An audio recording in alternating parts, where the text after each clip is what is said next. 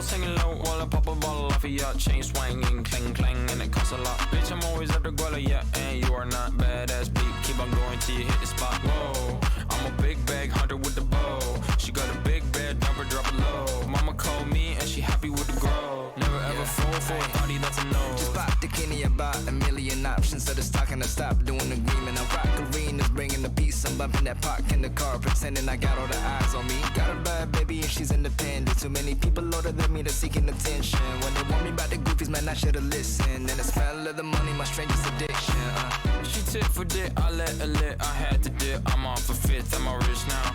I bought a whip, I paint it pink, it drive itself. The fuck you think? Yeah, I'm rich now. Hey, little mama, yeah, you heard about me. I'ma pop you like a pea, yeah, at a mommy. Yeah, feel so hot like I'm chilling on the beach. Yeah, baby in the sun like the Teletubbies. Balls hanging low while I pop a bottle off of ya. Chain swinging, clang clang, and it costs a lot. Bitch, I'm always at the guala, yeah, and you are not badass beat. Keep on going till you hit the spot. Whoa, I'm a big bag hunter with the bow. She got a big bed, dumper, drop it low. Mama called me and she happy with the grow. Never ever fall for a thotty, that's a no. I've been in the club and taking shots. If you got your mask off in the photo, you getting crap. Hopping out the function. The CVS is like a block away. Bought a moisturizer, my ice cold is dry on my face. Don't need that VVS, my ice is fake. Your life is fake. I choose to do it for my pocket's sake. You're basing your opinions on what the major says. I renovate the bad energy I erase. Yeah, I don't really ever wanna top. Only really ever wanna top. Guess I'm going back to the side. At least this money never really stops. Hey, little mama, yeah, you heard about me. I'ma pop you like a pea, yeah, at a mommy. Yeah, feel so hot like I'm chilling on the beach. Yeah, baby in the sun like the Teletubbies. Balls hanging low while I pop a bottle off of ya. Chain swinging, clang clang, and it costs a lot. Bitch, I'm always at the guala, yeah, and you are not badass beat. Keep on going till you hit the spot. Whoa, I'm a big bag hunter with the bow. She got a big bed, dumper, drop it low. Mama called me and she happy with the grow. Never ever fall for a thotty, that's an oath.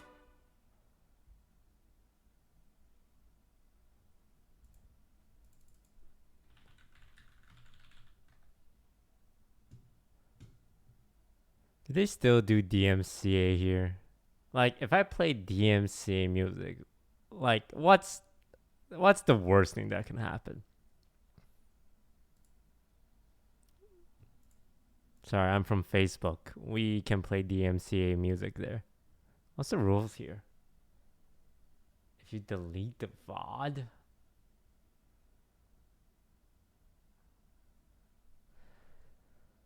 Alright, guess I gotta listen to my girl.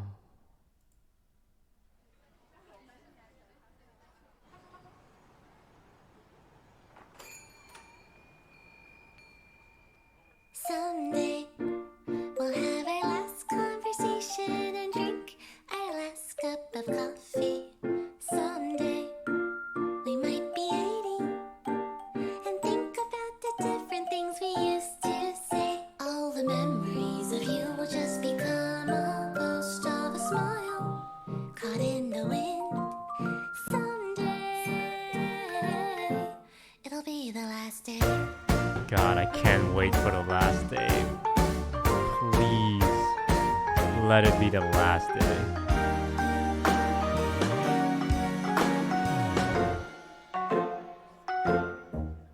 One day it could be over. The moon could seem so far away despite all the adventures that we promised we'd go on again and again. All the memories of you and all the stories we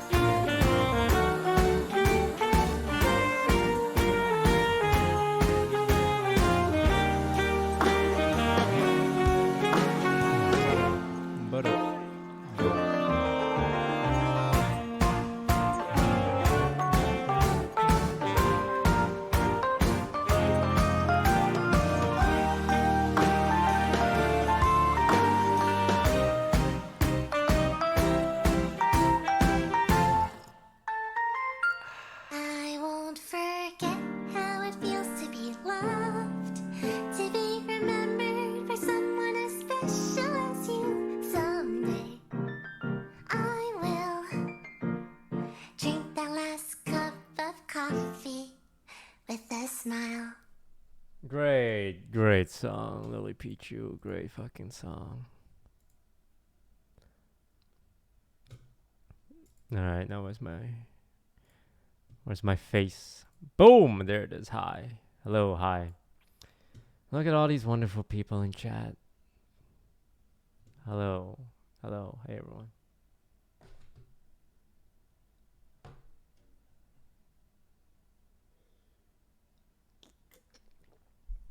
How's everyone doing? I went a week without technology because I went to attend my sister's wedding, which was very fun. But man, it's hard to be without technology for a whole week.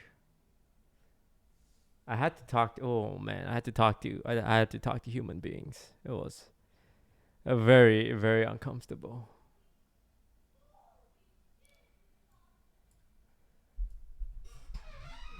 I forgot how to talk with people because as streamer we talk at people. I'm talking at you guys. You guys aren't talking back. Or you kind of are with chat, but honestly I don't read half of what you guys type. So I'm really more talking at you. This man's been watching his carbs. Yes, I have been trying to count my calories. I had an overnight oats bar this morning. It was 130 calories. I had a shiitake mushroom chicken bowl frozen. That's 310 calories. I'm drinking 2 bottles of Premier Protein. It's 90 calories each. That's 180. So I'm like, I ate a box of Brussels sprouts. That's 150. I use salt and pepper because that doesn't have calories. Although I did like kind of cover it in olive oil.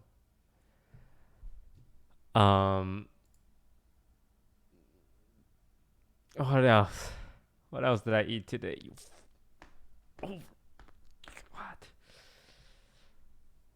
What else? I had a cup of coffee, which this guy's being weird. Which doesn't have calories. I had water, and not just any kind of water. Evian water. Because it's just better than regular water in every single way.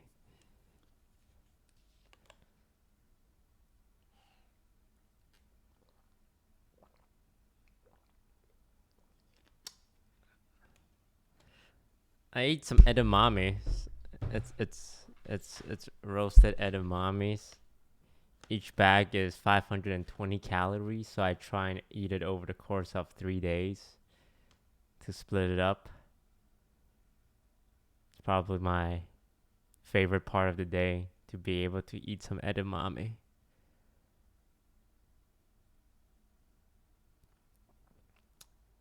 What else? Want to have protein water? This is protein water. I can't drink too much of it because I get like really sick of it.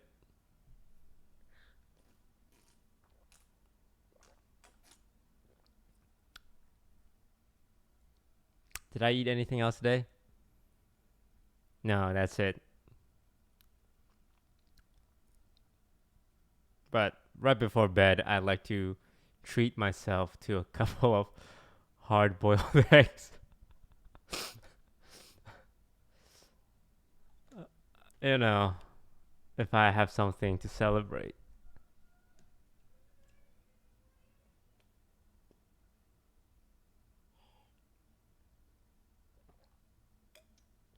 Do you feel like this is sustainable? No. I plan to stop.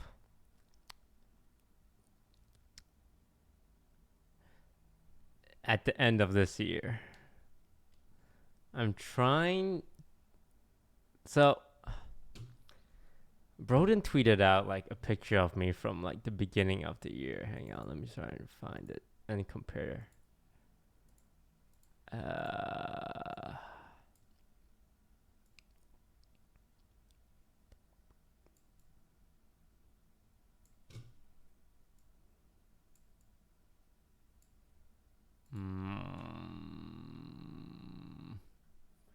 Jupiter Broden Pelt. Plet. Plet?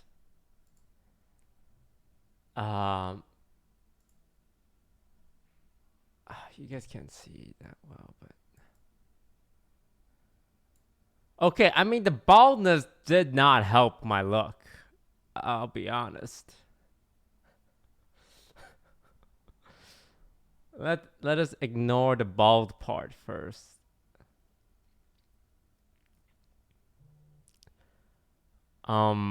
I think in this picture I'm around 148 and I think I'm around 136. So it's only 12 pounds. Like 12 pounds is not that much, but it is noticeable because I feel like the place all the extra fat goes is right to my fucking face.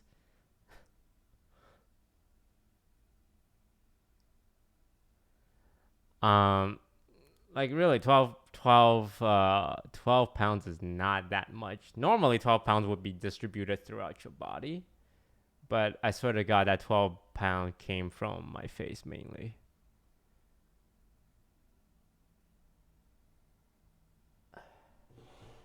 So I'm trying to lose just 5 more. I don't want to go under 30. I feel like going under 30 is like in skinny territory. So I still have just a couple more pounds to go. What's your workout routine? It's called not eating. Would you rather spend an hour on the treadmill or not having that Coca-Cola? Or you can just drink diet. I drink diet everything now.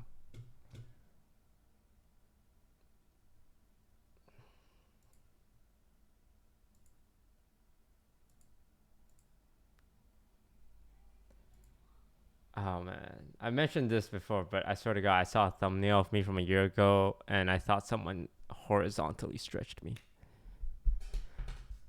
How do you resist all the good food? I don't go out with friends very often now. People invite me to go out and eat, and I say no. Because social eating's a real thing. I would say most of my extra calories come from social eating, where you just hang out with friends and someone's like, I'm getting 20 chicken nuggets. I'm just going to put it here. You can eat it. You can't eat it. The real question is, do you have abs right now? Yes, but I can't show it because it's like I need the proper lighting and I need to do 100 sit-ups first, and I need to suck in my gut and skip water that day, and then you can see it.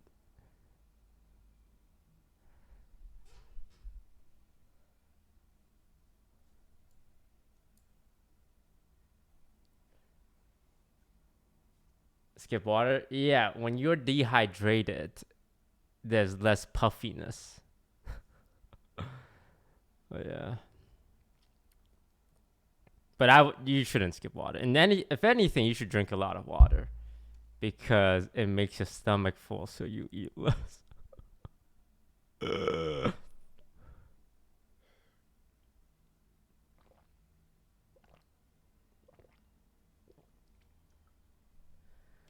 Toast, what are you doing for the rest of the year? So you guys probably didn't even notice, but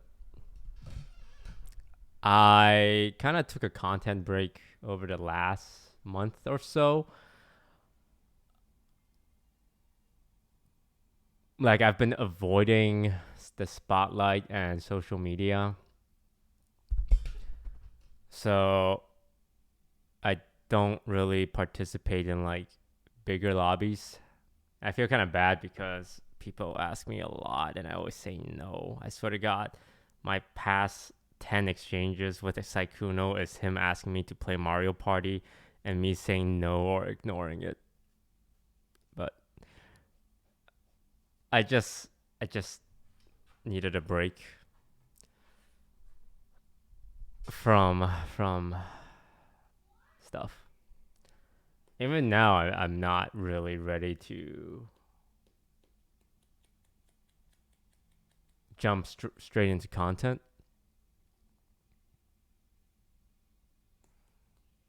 And also, I stopped using Twitter. Not entirely, because I'll still like get some notification that there's something interesting going on, but I muted everyone on my timeline. Everybody. So I don't see anyone's tweet. Do you feel guilty when you're taking a break? No, not at all. I mean, that's one of the great things about streaming on Facebook is that I can stream whenever I want, with whoever I want, whatever I want. So they make it very easy for me to just chill. Man, like streaming on a competitive platform is there's so much anxiety. Oh God, I didn't stream for a weekend and I come back and all my viewers are gone. That was what it was like when I streamed Hearthstone.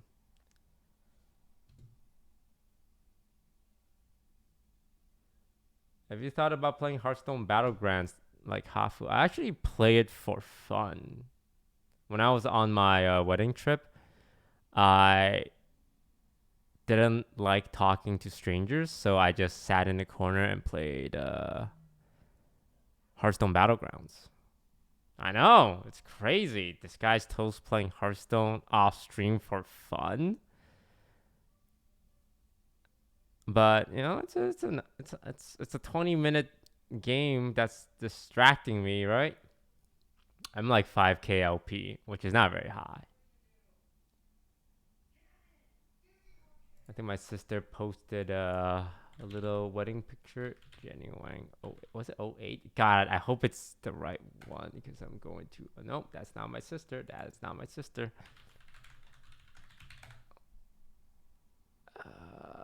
I don't know my own sister's Twitter because I don't like mixing family with business. That's strange, bruh. Why don't I know my sister's Twitter? No, that's normal. I shouldn't know my sister's Twitter. But I'm sure some parasocial fan in chat will know it off the top of her head. Oh, his head. So can someone help me out here? 87? Thank you. Weirdo.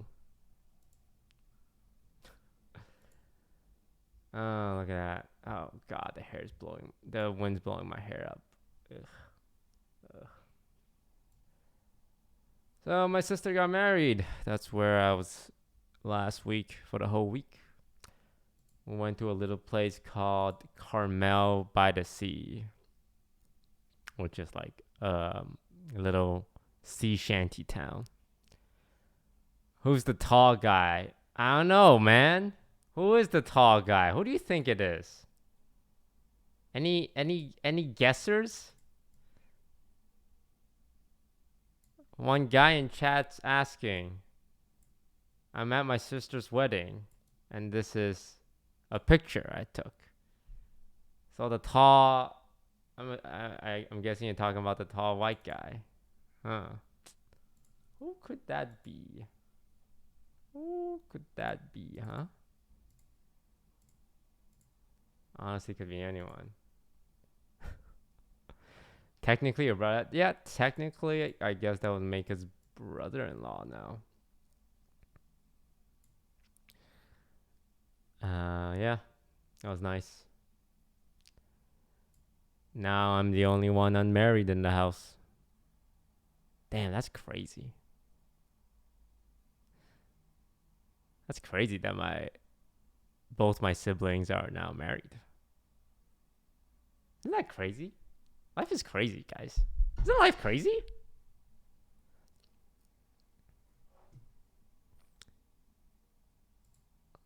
Like, isn't the concept of marriage crazy? How you find someone and you spend the rest of your life with them. That's crazy. Not that I'm a polygamist or anything. That's crazy.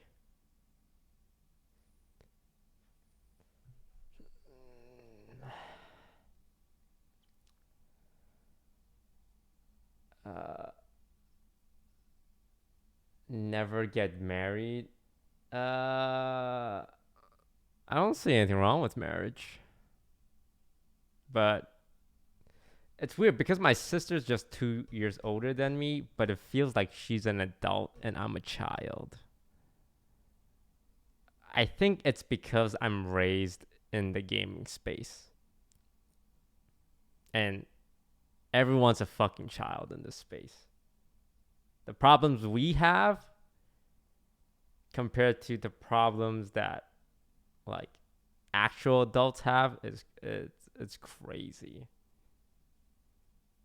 Doesn't mean it's less impactful, like to me personally, because you know everyone's problem is relative. Starving kids in Africa, Jeff Bezos, I'm sure has a lot of problems being the richest man in the world.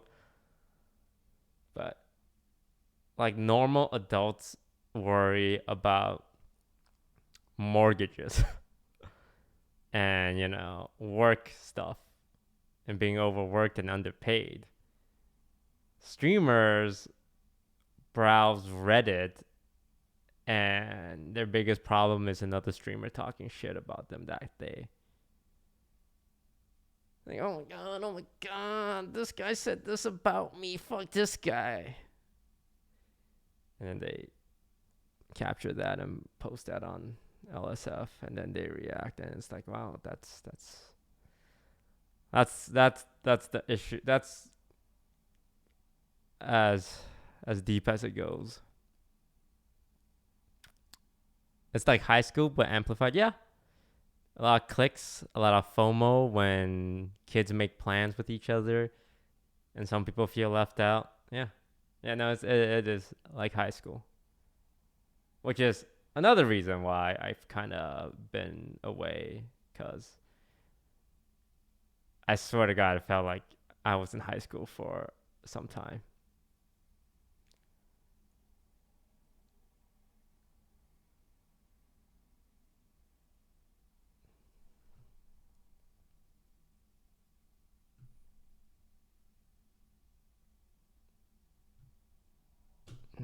What are your thoughts on Mercenaries for Hearthstone? Oh yeah, they revealed a lot of cool stuff. Oh, you know what I've been doing? I've been watching movies, but I don't watch the movie. I watch a YouTube text-to-speech bot recapping a movie. I don't know how to explain this. That doesn't sound weird. I listen to someone, and I'm pretty sure it's not a human being, by the way. I'm pretty sure it's a text-to-speech bot that's given a script that reads out the entire plot of a movie to me. And what they do is they also like use actual movie footage like throughout the whole thing. But there's no sound from it. You're not like, you don't hear anything from the movie. But it's like, Jill discovered that Jack is cheating on her and goes to her room to find her gun. Let me see if I can get an example.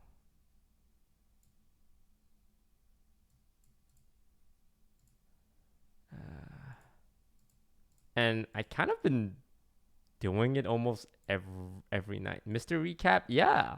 So it's like a whole ecosystem because there's multiple movie recapping YouTube channels. And I've been watching so much of them, I've come to like, no, okay, this guy kind of focuses on this guy kind of focuses on that. I like this guy more, and this guy specializes in this guy. But it's just all fucking text-to-speech. I'm like, this is genius. Because they get hella views. Let me see if I can. So, story recap is one. So, instead of browsing social media, like before bed, I just listen to someone talk about a movie. Story recapped here. Today, I'm going to explain an adventure, drama, sci-fi film called Chronicle. Spoilers ahead. Watch out and take care. Andrew is a high schooler living in Seattle with his sick mother and abusive father. Andrew is an outcast, having little to no friends and being relatively unknown at his school. Tired of his father's abuse, Andrew decides to buy a camera as a sort of deterrent for his father. Andrew tells his father that he'll be recording everything from this point on. Andrew visits his bedridden mother, Kara, and she wishes him a good day at school. Andrew's cousin and closest friend, Matt, picks up Andrew, and they both head to school. Matt gives Andrew nuggets of wisdom from philosophers. Like, I do this every night. Sometimes I'll be a little inebriated, and that makes it better. I swear to God, it feels like you're watching the movie without actually having to watch the movie. I recommend you guys try it out, because I don't really want to watch a whole ass movie. Because some of these movies they recap are not great, like 50% on Rotten Tomatoes, but they have a good concept. And like, I'm interested in the concept, the twist, the reveals, like the climax of it. I don't want to go through like the initial 40 minutes of setting up. He's been reading on, and Andrew teases him. Andrew spends some time recording his school, showing the camera where he eats and hangs out. Some teenagers bully Andrew and take his camera away, teasing him. They eventually give it back after ridiculing him. On their way home, Matt invites Andrew to a party, but Andrew declines. Matt is adamant about making Andrew come, thinking that some time outside can be good for him. Andrew reluctantly agrees. At home, Andrew looks through his record. So this is Chronicle. I didn't watch this movie, but now I can watch a 14-minute video of a robot recapping it to the scenes of the movie. That's good. And I saved myself an hour and 30 minutes. And I learned everything. When his father, Richard, barges in, Richard smacks Andrew across the face, pushing him to the floor. Because like in the past, I would just read the Wikipedia articles for it, and it's pretty good. But this is better because you listen and you can see it. Richard angrily tells Andrew that he's to do what he's told. Matt and Andrew later arrive at the party and split up. Andrew records the party, seeing people having fun and dancing. He then spots Casey, a girl who also records her day for her vlog. Matt steps in and awkwardly tries to impress Casey, again dropping philosophical jargon. Andrew gets into some trouble when a guy accuses Andrew of filming his girlfriend. Andrew steps out of the party and heads to the parking lot. He cries as he cleans the dirt off of his camera. Steve, the popular kid, running for class president, calls out to Andrew and invites him to join him and his friends. Steve Is that says Michael he and B. Matt Jordan? found something in the woods and asks Oh God, I hope it is, because if it's not, I don't want people calling me racist or anything. That's Michael B. Jordan, right? Oh, thank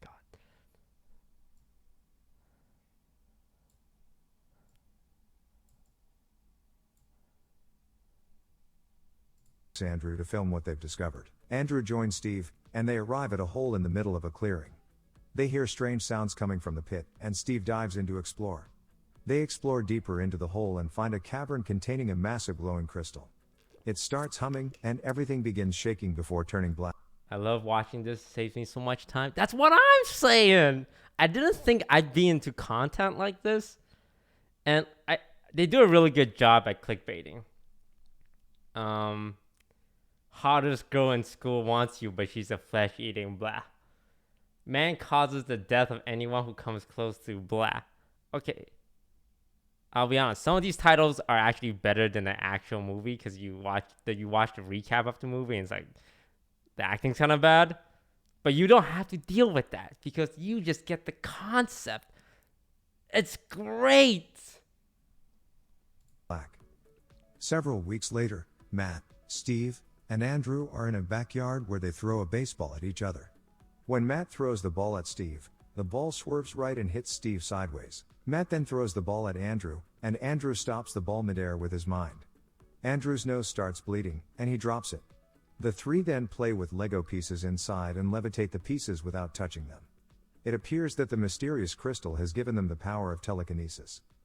Later, they decide to return to the hole. Oh, this film is it's shot like a found footage film, right? It's all from like the video camera of one of the characters. I prefer watching actors acting. Yeah, same. Like, I would always watch a movie that I actually want to watch, but some of these movies I do not plan to watch. And this is a nice way to like understand what the movie was without actually having to watch the movie. But sea dirt has wholly filled it in. Authorities also arrive and tell the boys to keep away from the spot. On their ride home, Steve and Andrew talk about their families. What's the Andrew name? tells It's, Steve about his Chronicle. mom and his father, who used to be a fireman. An accident had injured Richard, and he now stays at home and collects insurance checks from the government. Steve also shares some problems at home with his parents. At home, Andrew practices levitating his camera. He hears his father on the phone, begging someone for more medical aid for Karen. Richard says he can no longer afford Karen's medication, but her situation is getting worse. The next day, Andrew takes Karen out for a stroll in the marina, and the pair enjoy a lovely time out. Later, the boys are again outside, practicing their powers, throwing stones at a lake. Andrew asks Matt if he likes him, and Matt says he does, but he used to find Andrew hard to communicate with. Andrew then asks him if he thinks they can do more with their powers. At school, Matt theorizes that their power is equitable to a muscle that they have to improve for it to get stronger. The night before, he says he could lift up his bed off the ground without getting a nosebleed. If they lift something up too heavy or try to do something too complicated, it would strain their power and their nose would start to bleed. He suggests a slow progression to improve their strength. Andrew then suggests heading somewhere public to practice their abilities, and they decide to do it at a supermarket. They each begin messing with people, doing harmless I watch these in TikTok. They have these in TikTok? I'm telling you, it's like the new wave of content. Like, these get hella views. Originally, there was like a phase of Reddit recaps, where they read out like comments from Reddit, like freak out or like horror stories. But recently this has been recommended to me, and I've just been like watching these every night. And for me, I don't usually watch YouTube videos because like React Andes and the whole like React culture, I felt like I couldn't get into it because I was not interested in like criminal psychology or like a lot of cooking stuff. But this I actually watch every night. Right? pranks. Andrew makes a grocery cart roll away, Steve scares a child by levitating a stuffed animal, and Matt tries to get a piece of gum out of a person's mouth but ends up whacking them instead.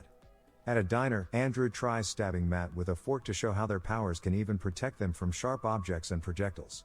Andrew then manifests an image of the Virgin Mary on his pancake pate, scaring one of the waitresses. The boys are having a fun time, using their powers foolishly. At the parking lot, Steve tries pranking a woman. He successfully moves her car to a different parking spot.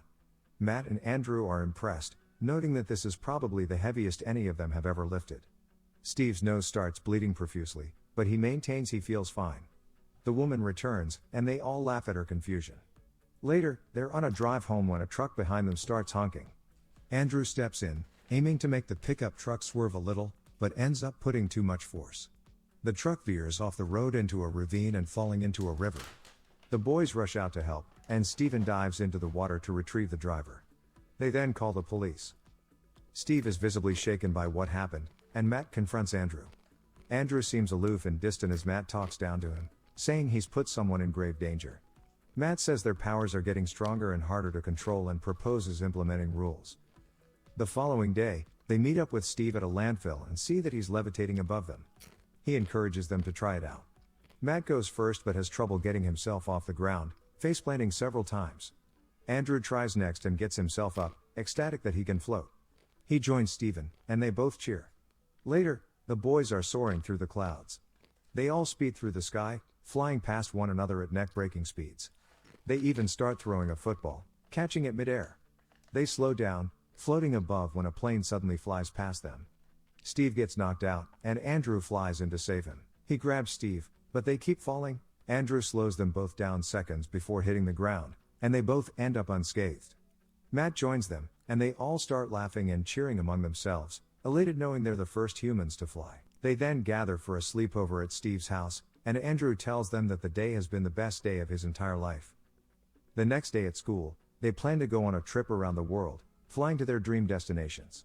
Steve says he's planning a weekend trip to Hawaii, and Andrew says he wants to go to Tibet, thinking how beautiful and tranquil it is, saying that the monks there have achieved a high level of enlightenment. Matt later meets with Casey, handing her a donation. He says it's for the drought she mentioned. This movie's actually good. Yeah, I heard Chronicle, like maybe this isn't the best example to start, but Chronicle, as I understand it, is a good movie. Like it's found footage, and I think came out during like the superhero craze, and this is kind of like semi-realism take on it, like kids discovering superpowers. I like it more when they recap bad movies with like concepts. Like I like the alien, like the future utopian ones, where it's like these people live in a world where everything's perfect until they discover the truth, and now two teenagers have to rebel against the system, etc., etc. In one of her vlogs. Casey then tells Matt he can just mail it in himself. Casey asks Matt the reason for his sudden change, saying how he used to be too smart to hang out with, and now he seems to care much for world issues and starts hanging out with people. Matt says that he's changed now, and he has a better understanding of people. He tells Casey, I like how what I was describing, there's like people are suggesting 10 different movies. Hunger Games, yeah, Hunger Games is like that. Promised Neverland, it's an anime. The Giver, I actually watch the recap of The Giver on these channels. It's like, oh wow, now I don't have to watch The Giver. I read it in like elementary school, but now I don't have to watch the movie.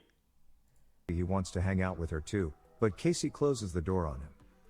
Andrew and Steve hang out on top of a building, and Steve is amazed at Andrew's utilization of his power, seeing that he can levitate his camera with finesse. Andrew then says that he's been lonely for a long time before they got powers. He didn't even hang out with Matt that much, even though they're cousins. Steve then proposes they enter the school talent show, telling Andrew he'll help him with the performance. Andrew then prepares for the talent show, showing off his attire to Karen. As he heads out, Richard calls him and tells Andrew he's suspicious of him. Richard says he knows Andrew is up to something. At the talent show, Matt is operating the camera, and he runs into Casey, who's also recording the event. Steve and Andrew appear on stage and begin their magic show. The illusions and tricks are pretty much child's play for Andrew, using his telekinetic abilities. The two put on a great show, their classmates and schoolmates cheering all throughout the performance. Matt and Andrew then head to a house party where people all greet him. At last, Andrew experiences how it's like to be noticed and appreciated. The whole ordeal is very validating for him. Andrew meets a pink-haired girl at the party, and they start talking and hit it off immediately. Andrew has fun at the party, and Matt is left with the camera. Why watch this depressing robot voice dub instead of an actual movie? I don't know. Why do you watch people play games on Twitch when you can go play the game yourself? Why watch people play sports on TV when you can go play sports yourself? Shut the fuck up! He leaves a sweet message for Andrew, but Casey spots him and invites him to leave the party. Steve is then the new cameraman, and he looks for Andrew. He goes upstairs to discover that Andrew had thrown up all over the girl he was with. Ooh. Matt comes in laughing, but Andrew doesn't take the situation lightly. He shouts at Andrew, telling him to leave. The following day, Andrew plays with a spider before making it levitate and splitting it into pieces. Oh, Richard is then seen looking through Andrew's Andrew's a bad room, guy. and he sees the camera. Richard then confronts Andrew about spending too much money on a camera while having barely any money for his mother's medication. Richard continues shouting at him, and Andrew answers back, angering Richard. Richard then attacks Andrew, pinning him down, but Andrew fights back, using his powers to overpower Richard. Andrew tells him he can crush him if he wanted to, then throws him to the floor. Richard is left moaning and groaning. Meanwhile, Matt is with Casey when his nose starts bleeding even though he hasn't used his powers. Andrew is in the middle of a thunderstorm, crying. Steve arrives, saying his nose started bleeding, and he heard Andrew's voice calling to him. Andrew asks Steve to leave him alone, but Steve tells Andrew to calm down and return to the ground. Andrew gets angrier, and lightning suddenly strikes. Time passes, and Andrew records a funeral. He sees Casey and Matt attending, as well as their other classmates. Steve had been struck by lightning and died. Steve Andrew is then dead? spots Matt glaring at him. After the service, Matt confronts Oh man, Andrew definitely killed him. 100%. Dane DeHaan, he always get casted as like slimy characters. Andrew about what happened to Steve, questioning how he got struck by lightning when there were no recorded lightning strikes. Matt orders Andrew to tell the truth, but Andrew remains quiet. He avoids the confrontation and flies away. The next day, Andrew is back at Steve's grave, apologizing. He says he didn't know what happened, and he must have lost control. He goes back to the pit where they got their powers and sees it's now overgrown with grass, and a pattern has started forming around it. Andrew then heads to school and sees people ridiculing him for vomiting at the party. He sees the pink-haired girl with her friends, and her friends make fun of him too. The bully also teases him, mimicking him vomiting. Andrew is overcome by anger. He approaches the bully and pulls several of his teeth out. At a bathroom stall, he shows the camera the pieces of teeth and describes how he took them. At a junkyard, Andrew talks to his camera and speaks about evolution and the concept of an apex predator. He talks about how God, he's turning into a fucking incel, bro. Oh God. predators don't feel guilt when killing their prey and how humans don't feel guilt when stepping on ants or squishing flies and mosquitoes. He equates himself as being a human apex predator. His abilities may bring harm to people, but for him, that's just how things are. He then crushes a car behind him with ease. Matt barges into Andrew's room, finding out about what happened at school with the bully.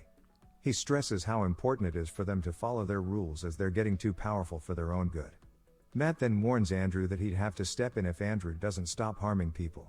They get into an argument, and Matt throws a punch, but Andrew catches his fist. Matt then leaves immediately. Andrew heads to the pharmacy. The way he fucking leaves. Andrew catches his fist. Just fucking Matt then turns leaves 180 and... Andrew heads to the pharmacy to get more medication for his fist. Matt then leaves immediately. Andrew heads to the pharmacy to get more medication for his mother, but the pharmacist tells him he doesn't have enough money. Left with no other choice, Andrew decides to take more drastic action for his mother. He takes his father's old firefighter suit and goes out to forcefully take money from people. He first targets the men on his street who always make fun of him. He blasts all of them away, smashing them into cars and onto the asphalt. In seconds, he renders all of them unconscious and takes all their money. He then goes to a gasoline station, disabling the cashier and taking all the money in the cash register. As he makes his way out, the cashier chases after him with a shotgun. Andrew swipes the shotgun away, and it ends up firing at a gasoline tank. The tank explodes, and the cashier and Andrew are thrown back. Andrew catches fire and loses consciousness. Andrew gets admitted to a hospital, and Richard is called in. Richard enters Andrew's room and starts crying. He tells an unconscious Andrew that Karen had died. He then blames Andrew for her death as he thinks she wouldn't have died if he hadn't been looking for Andrew. He starts shouting at Andrew, ordering him to apologize for Karen's death. His shouting gets louder, and Andrew finally wakes up, blasting a hole through the hospital wall. Matt is at a birthday party when his nose starts bleeding. He immediately knows something is wrong with Andrew and sees a news report about an explosion at the hospital. He immediately leaves with Casey driving to the hospital. They reach the hospital and see Andrew picking up Richard and dropping him. Matt swoops in and catches Richard. They get into the car again, but Andrew finds them and lifts them to the Space Needle before dropping them. Matt gets Casey and flies her down to safety.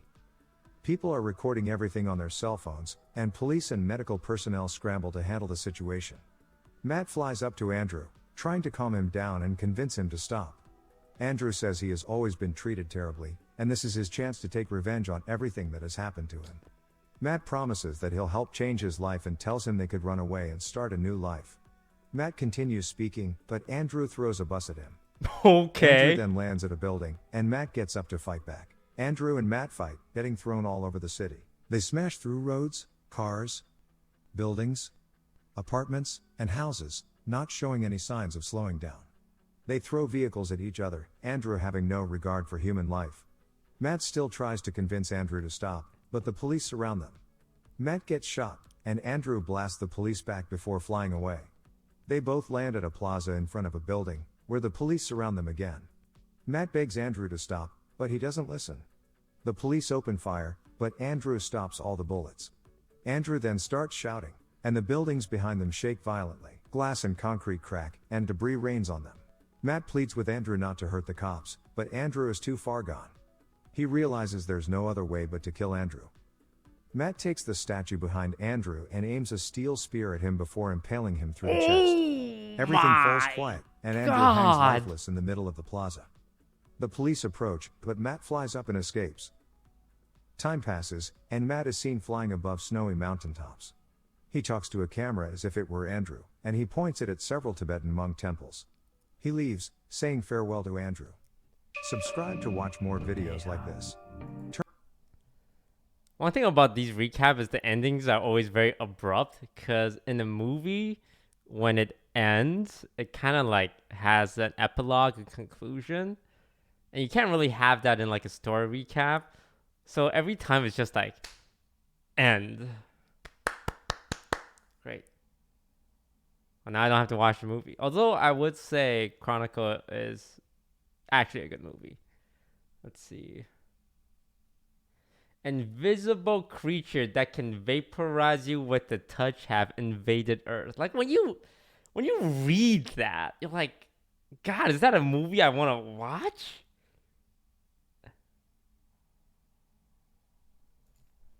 Story recapped here. Today I'm going to explain a science fiction action film called The Darkest Hour. Spoilers ahead. Watch out and take care. I've never heard of this movie. American software designers, Ben and Sean, are on a plane that's about to land I've seen this guy before. in Moscow, Russia. Sean gets reprimanded by a flight attendant for using his mobile phone, whose signals can interfere with the plane's navigation system. Sean dares the attendant if she genuinely believes in this, pointing out how mobile phones should be banned from airplanes if it were true. Just as the flight attendant gives up on getting him to stop, the plane experiences turbulence and the lights go out. The electrical storm outside causes the plane to short circuit. The passengers, including Ben and Sean, Tells this has 12% on Rotten Tomatoes, and that's why we're watching the recap and not the actual movie. brace themselves for the worst, but the plane regains power moments later. At the airport, an announcement states that all flights are canceled due to the electrical storm. Sean wears an old suit as they head to their meeting, one that has holes on it. He disguises the hole using a Sharpie that Ben lends him. Fucking genius. Away. As they watch the bug fly, an arrow shoots past them. They quickly take cover, but the man gets hit in the leg. Before the archer shot another arrow at them, the man shoots a flare gun through the window where the projectile came from. The man staggers to get inside the building to see who shot the arrows. When he opened the room, he finds a woman weeping over a man hit by his flare gun. The man asks the woman why they were following him, but the woman insists. Can you kill someone with a flare gun to the chest? Really?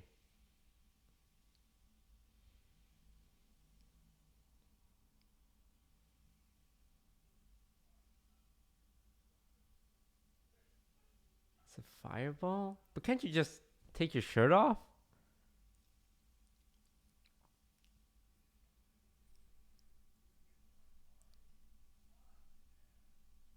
Yeah, like, oh no, my shirt's on fire.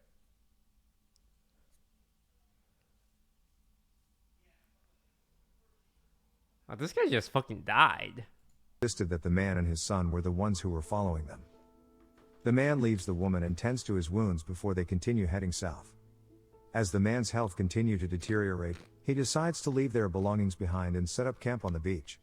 In his sleep, the man dreams about being with his wife. When he realizes that he will die soon, he tells his son to continue going south on his own. The man advises his son to always keep the gun with him and never let anyone take it from him. The son tells his father that he wants to go with him, but the man insisted that he must keep living and find the good guys. After covering his father with the blanket, the boy takes the gun and puts it in his pocket. He walks along the shore and sees a stranger approaching him. He takes out the gun and points it toward the stranger as the man gets closer. The stranger asks the boy about his father and tells the child to come with him. He convinces the boy to put the pistol down and explains the choices that he has to make. The stranger tells the boy that he can either join him or stay on the beach with his father. He tells the boy to stay off the road if he decides to go on his own. The boy asks for assurance that the stranger is one of the good guys, but the man says he can only take a chance. The stranger further reveals that he has 2 children with him, a boy and a girl. He assures the boy that he doesn't eat people. The boy asks the stranger if he is carrying the fire. The stranger didn't know how to reply, but he eventually said yes when the boy pressed him for a response. After being convinced by how the stranger answered his questions, the boy asked if he can go with him. He says one last goodbye to his father and walks toward the stranger, who is now joined by a woman and 2 children. The woman explained that they have been following him and his father for a while. She says that she has been worried about him, but they no longer have to worry about anything now that they're together. The boy takes a look at the other children and notices a dog with them. Feeling reassured that he is in good hands, the boy agrees to join them. Subscribe to watch more videos like The ending is always so abrupt. Hang on, that was depressing. But I like that shit. Like, when it comes to anime, I like the ones where a lot of people are killed. I always said Attack on Titan.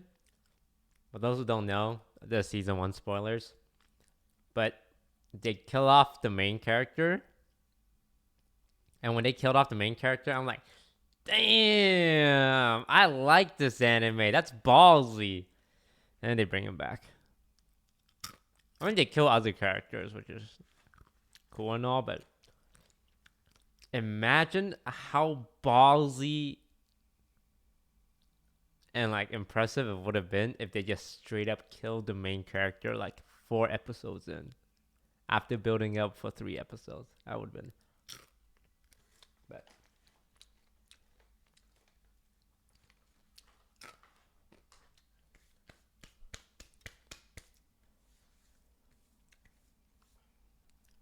But yeah, this is great.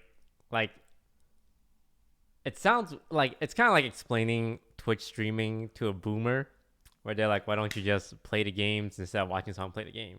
It's the same here. Why don't you watch the movie instead of watching okay, so by the way, their text-to-speech program is amazing. and later shows his boy a revolver loaded with 2 bullets. He tells the boy that those 2 bullets are for both of them. He then demonstrates to Like, it sounds like it's a person talking, right? But it's not. I swear to God, it's a robot.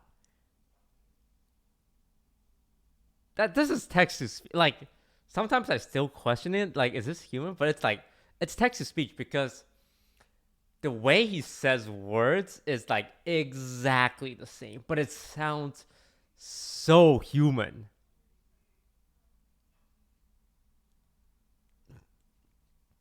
The reason why I feel like it's definitely text to speech, because they pronounce words wrong consistently. Like live and live. They only say live, right? So they will never say live, because a robot can't differentiate whether to use live or live, right? So that's how I figured out that was text to speech. They kept saying live when they needed to say live. This is like really impressive text to speech. I just thought it was like someone with a very monotone, very good at reading, very good pace. But the simple explanation was it's text to speech. But it's great text to speech.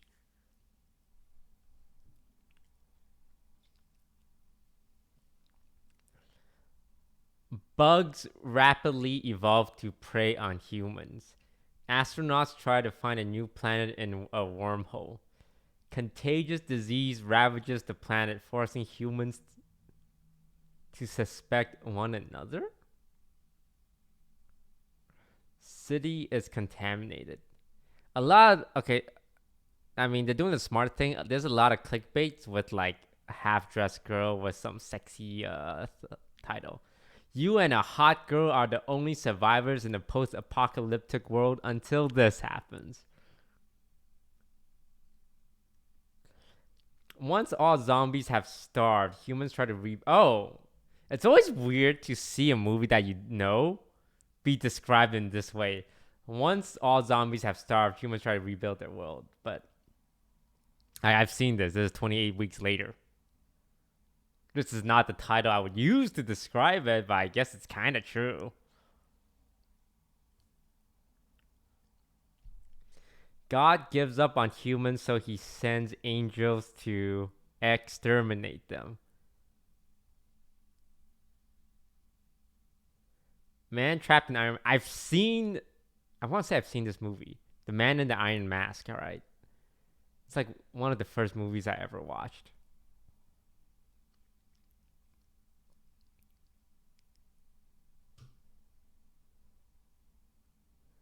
Hot girl likes you, but she turns into a monster sometime.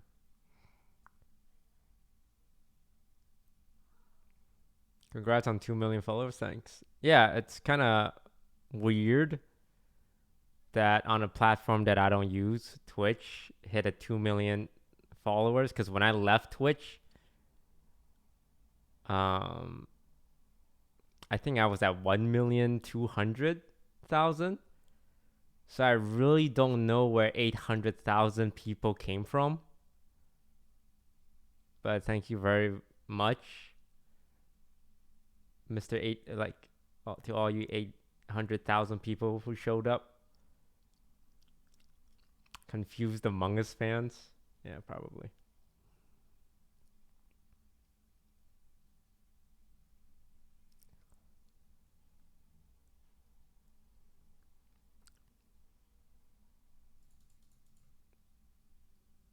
Have I told you guys one of my pet peeves streaming on Twitch is I fucking despise verified streamers talking in my chat. Despise it. And when I see it happen in other people's chat, I get triggered. But it's not my place to say anything. But when it's my chat, oh man. I swear to God. Because when you're verified, you're semi known. You should know. You should know that when you do that, unless you guys are homies,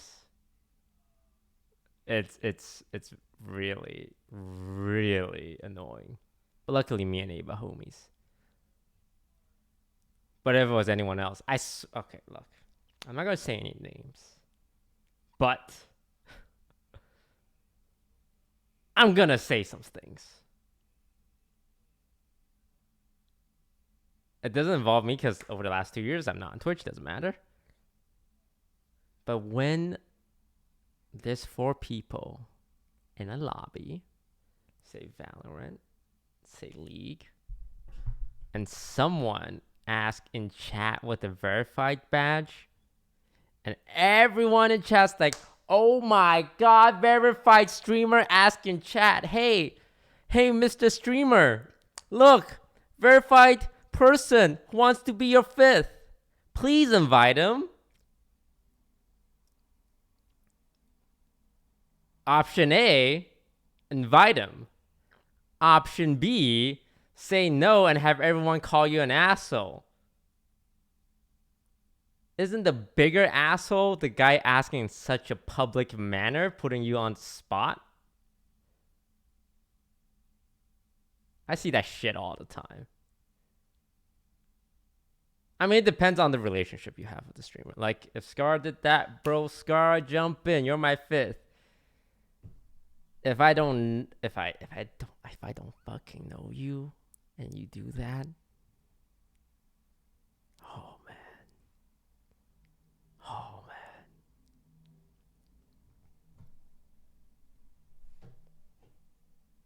Luckily, I don't stream on Twitch. But at the end of the day, it really just depends on individuals. I know what my feeling doesn't apply to anyone. Like some of my more nicer friends would be like, yeah, come on in, we need a 5th. But I mean, what are you supposed to say, right? What are you supposed to say? No.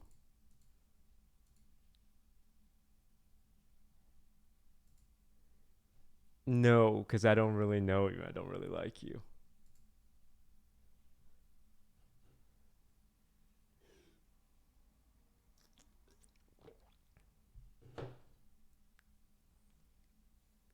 Oh, man. When Among Us was really popping, like really popping, I would have like dudes jump in the fucking Discord call when they see 9 people in there. And some of these guys I've never met before. And you join like the server and the call. I remember one distinct incident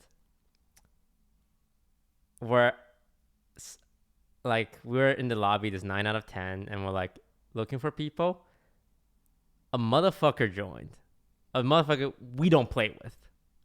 So if you're thinking like, oh, is this someone like they're friends with or someone we know? No. This guy is from like the more like Among Us LSF crowd. If there is a crowd like that. Like there was lobbies with like these it's not the morning lobby, it's not the toast lobbies. I don't mean toast lobbies, I mean like lobbies that I'm involved in. Let's be honest, the toast lobby. But there was the morning lobby and then like the toast lobby and then like the third lobby with like the more Twitch LSF players. And he joined and I fucking right clicked his name and banned him from the call instantly before he could open his mouth and ask, hey, you guys need a 10th?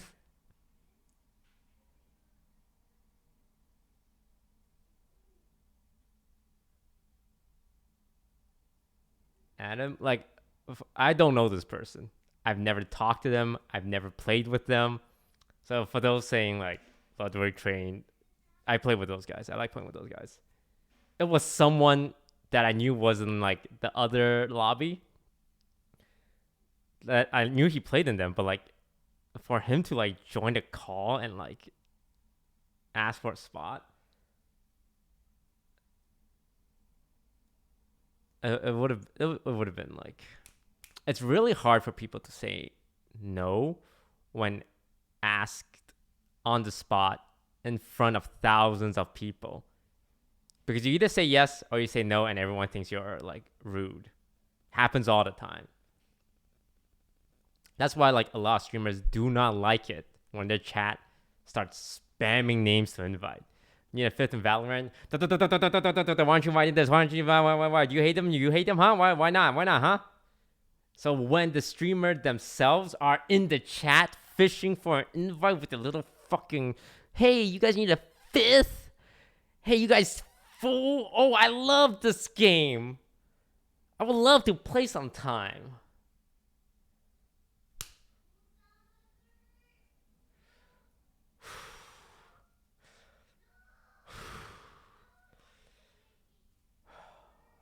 It gets me heated. Because if you just ask me privately, hey, y'all got a spot? Hey, chances are I'll say no, but at least I know you had the respect to not put me on the spot. And I appreciate that. And one day if there's a spot, I'm going to remember that, hey, this guy was fucking chill. Yeah.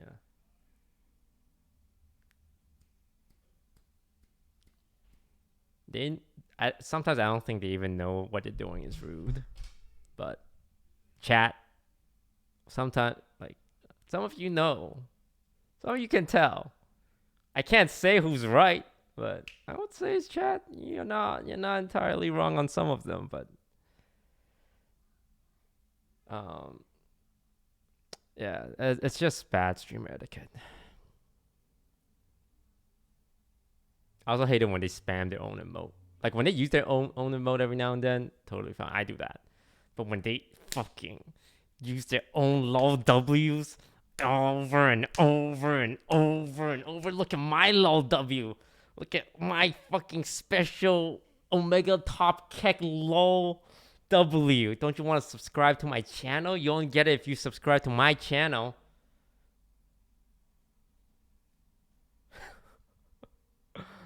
I don't know why I'm so heated. I'm just getting... Oh god, it's 2017 again, and I'm streaming Hearthstone on Twitch. Where am I? Huh? What's going on?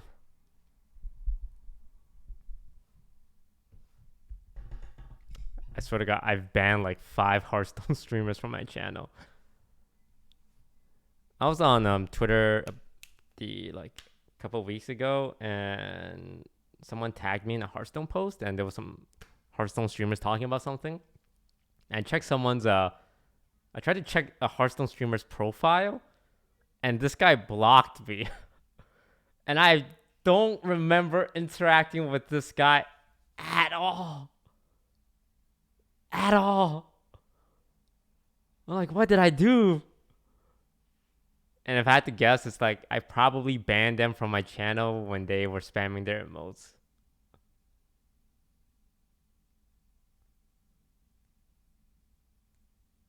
It's always weird when I like find out I'm blocked by someone who I don't interact with. So it's crazy to me.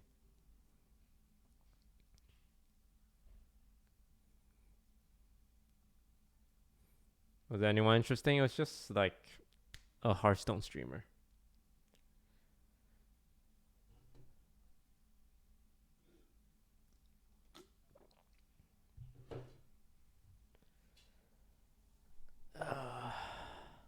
Do ban appeals? Is anyone in chat banned? Well, I guess I wouldn't know. Ready to receive unban requests. How do I test this? Do I ban someone and see if it works? I guess. Anyone want to get sent to the other side to test it out?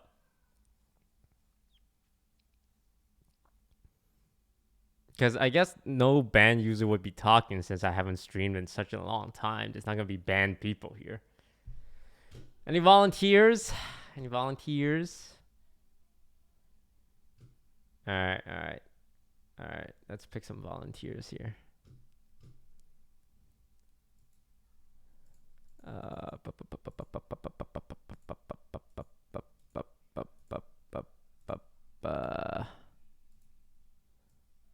Okay, I'm not sure if this is gonna work. Okay, who wants to get banned? I'm down. Alright, senior regular, bye-bye. I'll do it for science. Fuck yes. Saikani Lee, 6 months sub? Oh, God. 6 months? The hardest choices requires the strongest will. That's it. That's real. That's a real trooper right there. Me, pick me. Okay. Oh God, the unban request doesn't work, and now they just perma-banned.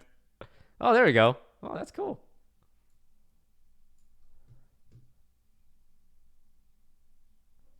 Oh, I think I banned this one because it's a parasocial person, and yeah, it makes sense because here he is 7 years later, asking for an unban.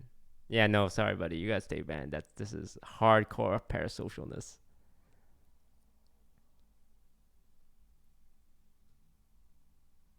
How do I deny? Boop.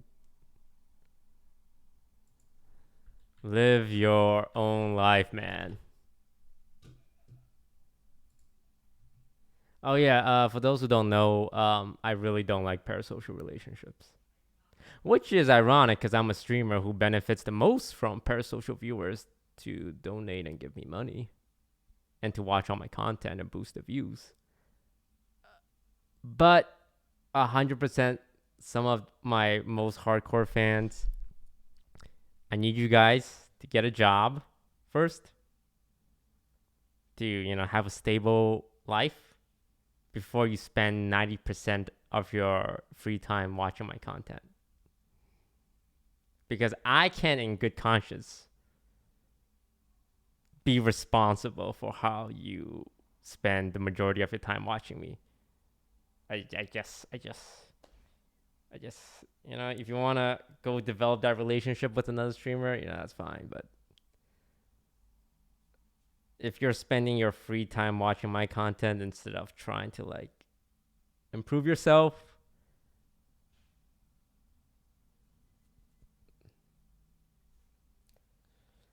What is parasocial? If you know everything about me, like my birthday, my sister's name, my brother's name, what I eat, every content I've been in, if you jump around every streamer every single day to see if I'm streaming with them. Yeah, no, that's a little too much. It's just a little bit.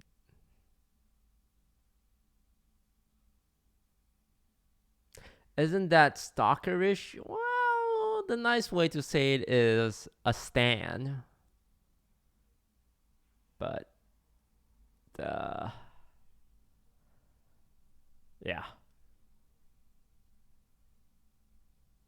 Also, what did the unban? I banned 3 people just now, and they haven't sent in an unban request. Oh fuck! They permaban. Oh no, God. Oh God, no. One of them was a 6-month sub. He's never gonna resub if I ever come back to Twitch. Oh no, that's $4 gone. Oh well, life goes on.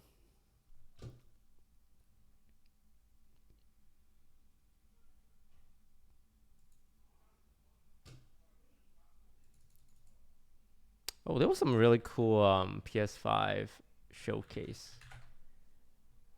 I'm really excited for God of War. For those who don't know, when I was streaming on Twitch a long time ago, God of War is one of the very few variety games I played. Because unlike my recent game playing habits, where I play like a whole variety of games, when I was on Twitch, all I streamed was Hearthstone and TFT. 95% of the time. And in 5% of the time, it was God of War, Spider-Man, Detroit Become Human, and Pokemon.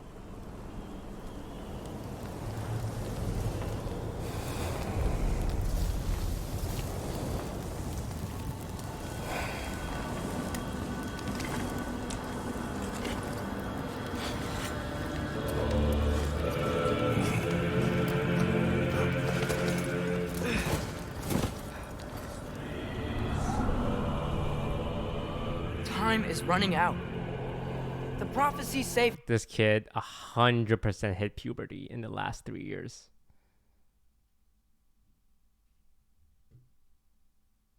I don't remember exactly what he sounded like 3 years ago, but it was not this, and it's the same kid who went through puberty. Fimbulwinter leads to Ragnarok. War is coming. My story doesn't end hiding in these woods. I should be out there, finding out who I am, who Loki is. I will not allow you to pick a fight with gods. I don't want to fight anyone. I just want answers. And if those answers lead to war with Asgard? Maybe that's what Mother wanted. We do not know what Mother wanted. Well, I recognize that dour expression anywhere. Odin's got tricks up his sleeve we haven't dared to consider. What if there was someone who could help us? You mean Tyr, the old god of war in these lands, who is dead? Well, for a dead man, Odin seemed pretty keen on seeing he wasn't found. If he's out there, we gotta find him. Come in. What in all yarns be the happened to him?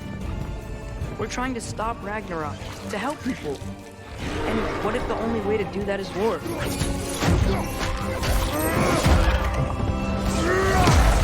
War is not the only way. Stop thinking like a father for a moment and start thinking like a general. No! You seem like a calm and reasonable person. Are you a calm and reasonable person?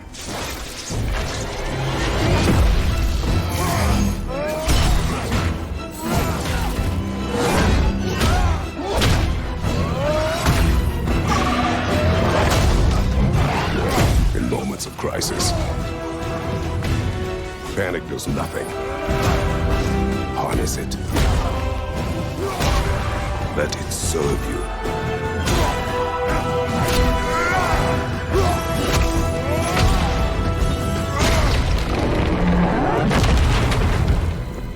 Here! Are you coming with us?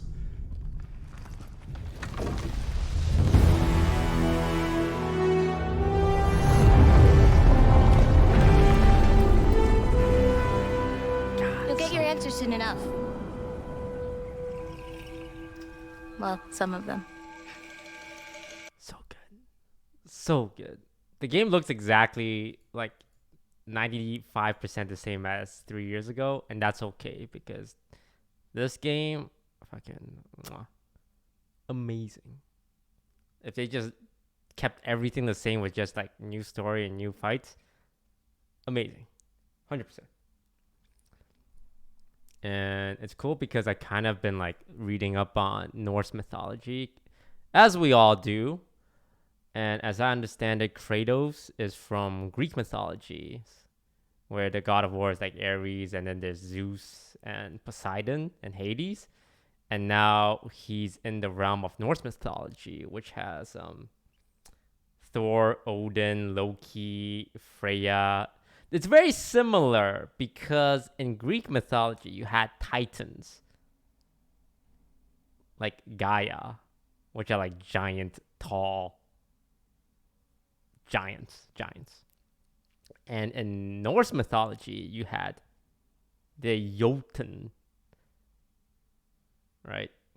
Which is also like the giant. It's I don't know how like that the Norse people developed their like mythology, and then the Greek people developed their mythology, and then one day they're like, holy shit, we came up with the exact same thing.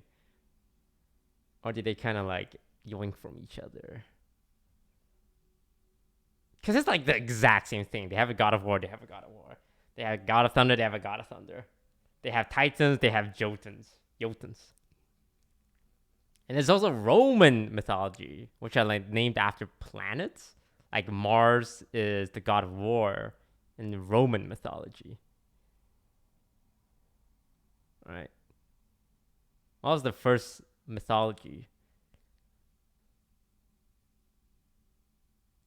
I'm gonna say Norse mythology is cooler because I've been playing more Norse related stuff like Tribes of Midgard and Helheim. Sorry, there was another game, but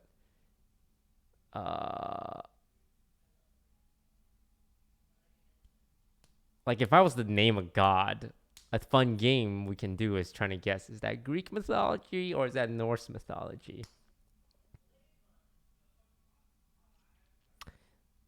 What's the speedy guy? Hermes. Oh no, I also played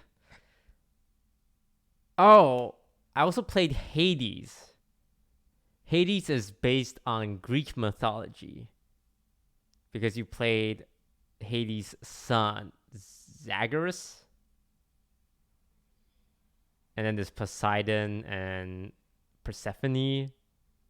It's really hard to keep up. And God of War used to be Greek, but now it's in Norse. And Norse is more Viking stuff. So if you ever watch any Viking shows, you see more of that element, like Valhalla.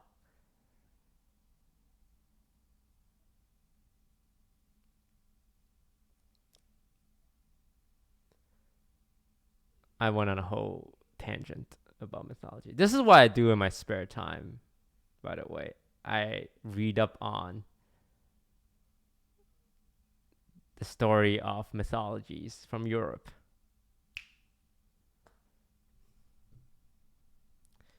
Tell us, what is your webcam brand? I'm not going to say out loud. I'm not sponsored by them. But, nah.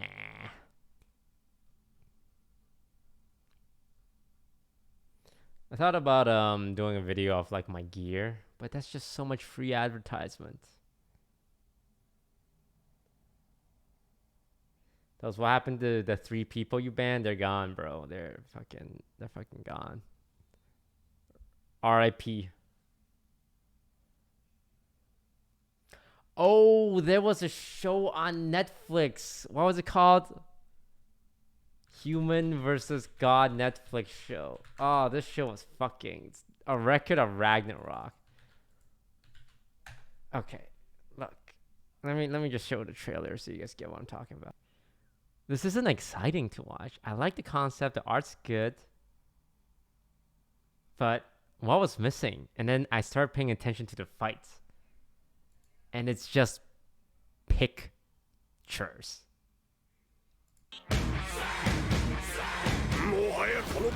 Like they animate all this part. Like, wow! Oh my god, I'm powering up. But why don't they animate the fight? Your whole concept is based on the fights.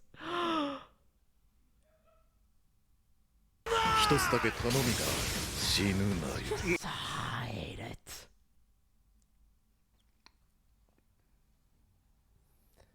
But yeah, it's cool. There's like 15 episodes from the newest season out already, and no one's talking about it.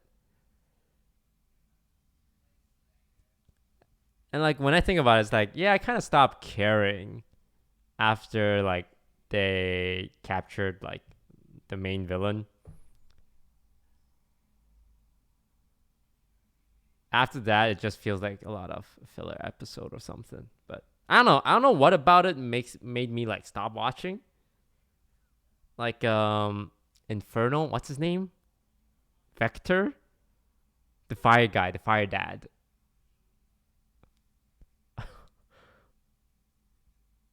Endeavor. Infernal Vector. Endeavor. Like the last season fight scene was really cool.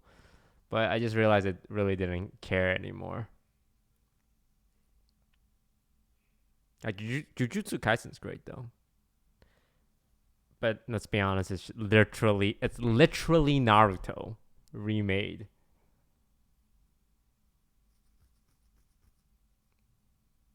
I like good anime fights.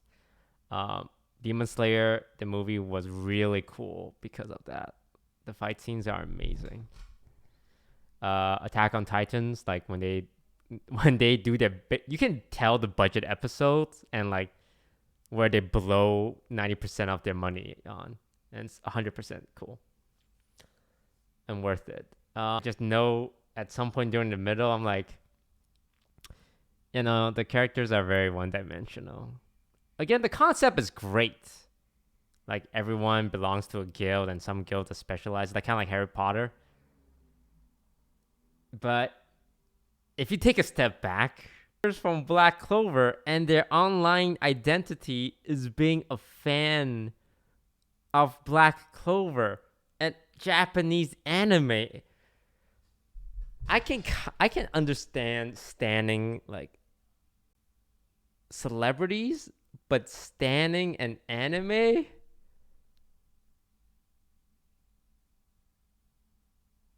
where like you're so passionately defending it because someone on the internet said they didn't like it. Also, Black Clover isn't good. I don't have Twitter. The anime, at least. I don't know about the manga. I only seen the anime. It's another one of those shows where the concept is good. I like the concept. Like magical guilds, magical kingdoms. Everyone has a special ability. And like it's very common. Like again, like Harry Potter, like Fairy Tale, like Jujutsu Kaisen, where like everyone has a power and you kind of belong to a subsection of society.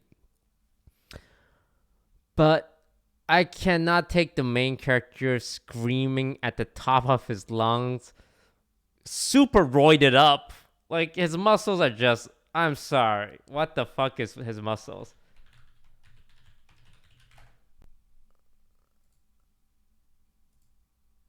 Like, genius. But I don't know anything about his rival besides that he's aloof.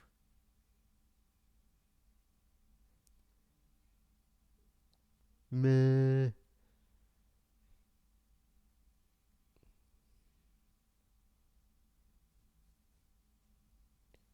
I think there's a lot of these things where it's like good concepts, and I can see why it's popular, but the anime execution of it isn't great.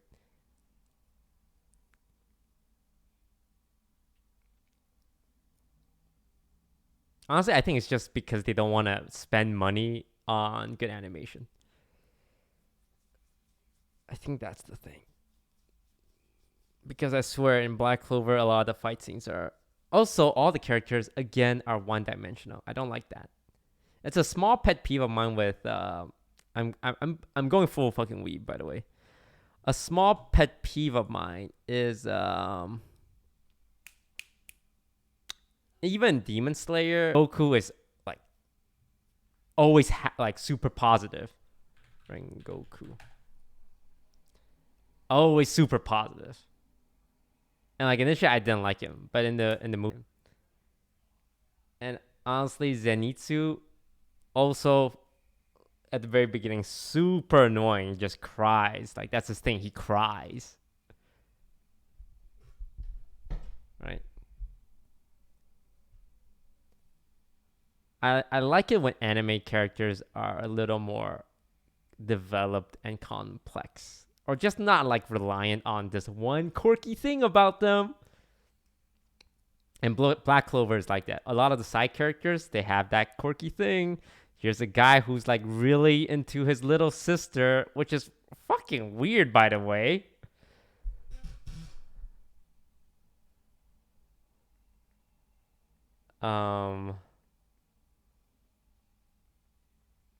But yeah, a lot of them, like this. Here's a girl who's always sleepy, haha. Yeah.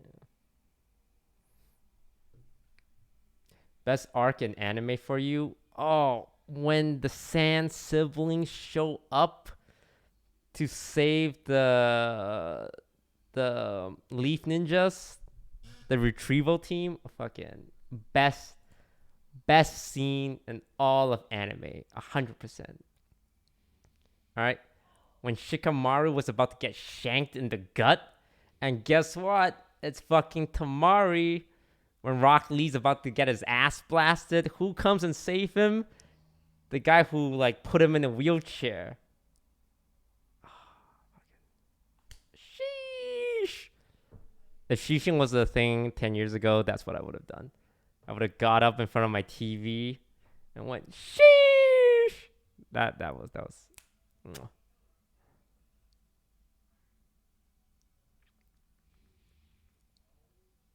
But yeah, I just remember as a kid like watching Naruto and being like, wow, this is cool.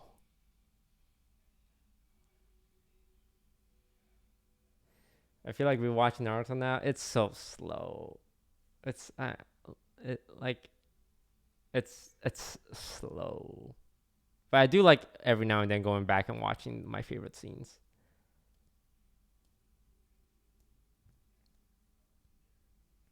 Tuning exams, yeah.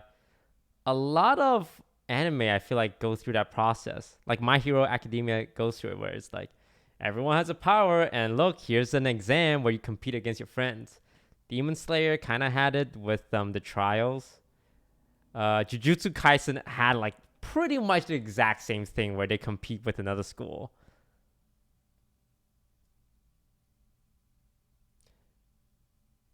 Have you watched Berserk? Yeah, I like Berserk. It's something right up my alley. Well, I read it because it's very brutal and a lot of people die and it's very depressing. The scariest manga I've ever read was Uzumaki, which is like a horror manga. Holy shit, I could not sleep that night. You know how you like play a horror game or watch a horror movie or read something horror and you're just like, fuck, why am I doing this? It's 1 a.m. But you can't stop and you keep going and you're like so anxious. And then when you're trying to go to bed, you kind of regret doing it. Yeah, I love doing that shit. Those, have you seen Haikyuu? Yeah, Haikyuu early season is great. Later season, they changed animation studio and I stopped watching it. Terrible change.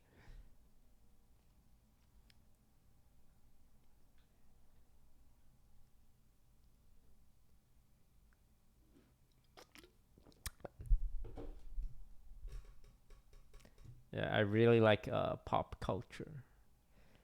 Have you seen Hunter x Hunter? Or as the purists say, Hunter x Hunter. I tried it, but I can't get into Hunter x Hunter because 2 out of the 4 main characters are boring as fuck. Gon is so bland. And Paprika? I don't fucking know what his name is. Kurapika. Bland. He's not like, here's the thing. What's Kurapika's role in the show? Because you have the comic relief in Leo Rio. You have the main character, Spunky. You have the edgy sidekick. Who the fuck are you? Why the fuck are you here?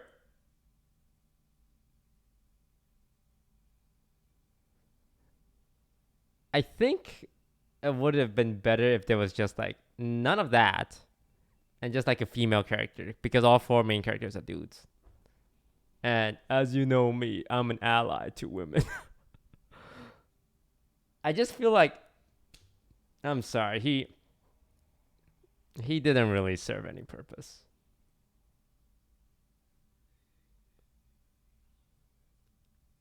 And Gon, like, he's just a generic, yeah, happy-go-lucky, always positive, trying to save the bad guys, and befriends people off his, yeah, we've seen it. Like, Killua, you know, he's also kind of stereotypical, but, you know, he's cool.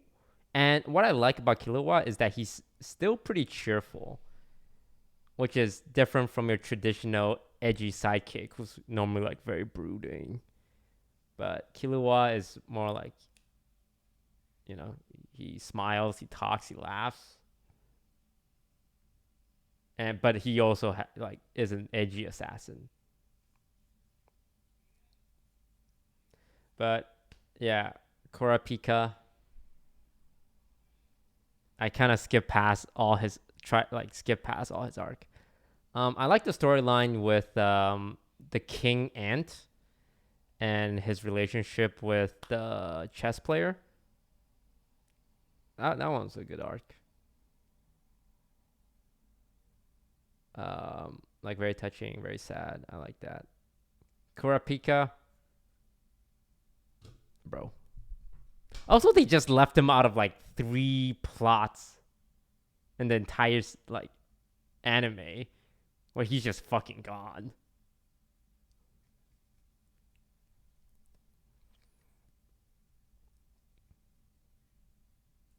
Do you watch One Piece? Yeah, I still keep up. I read it like every week or every other week because the author, I swear to God, he takes break like every single week. I still like it. I think it's a really great manga, but it's crazy how much stuff there is on a page. Like a One Piece page in the manga, it's like filled. Every white space is filled with like a character, a speech bubble, a building. It's crazy.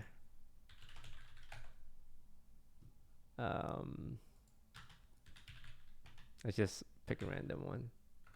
1016. Like, look at this, man. It's like, it's jam packed, and for me, it's a little too much, right? Because I like to like just skim through anime, but this, it's like, holy crap! Like, it's very daunting for new readers to catch up on One Piece, because it's this times 16 pages for one chapter times 1,000, right? In the early season, I know like it's not like this, but in the latest season, this is every single page. It is so much visually. But yeah, no, I keep up with the story. I'm a big Sanji fan. Because, you know, liking Zoro is too mainstream, so I like Sanji instead.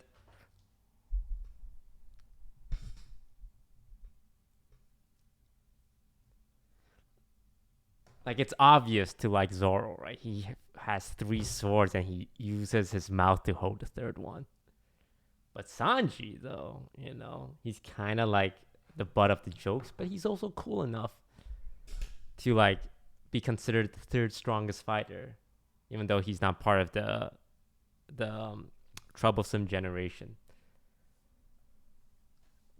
Oda said One Piece is in its last stage. I hope so. I actually hope this arc is the last arc. Because right now, the arc is like pretty intense. But it's like, it's 1,000, it's been 1,000 chapters, dude. Please. Please.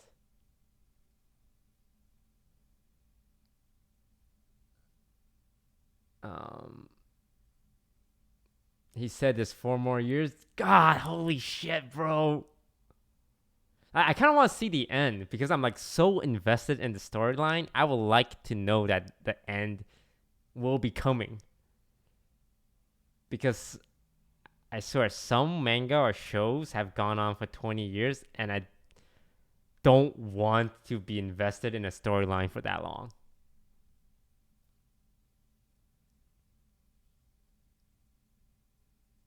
Right? I want to see the conclusion.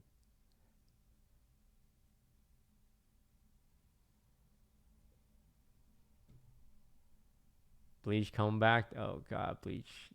The last past season, I want to say 2 of Bleach has just been garbage. Bleach is the definition of pulling things out their ass. You start with Shinigamis, which are like death gods, and you get it. It's like, oh, when people die, they become like monsters, and like the death gods come and kill the monsters, and there's like a society. Great. And then you have death god versus monster hybrids, and then you have monsters who are like sentient, and then you have death gods who are left the death god society, and then you have the secret squad of death gods that's stronger than all the other death gods that you've never heard about until the very last arc of the manga. By the way, check out these 6 new characters. They're super strong and amazing. And they're gonna fight the big bad boss. It's like, shouldn't our characters fight the big bad? No. It's these brand new characters that you don't give a shit about.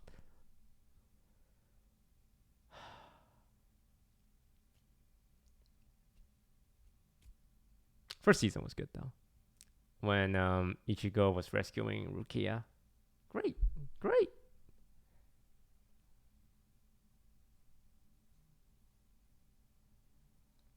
Are you playing TFT again? I got to Masters, and then I stopped playing.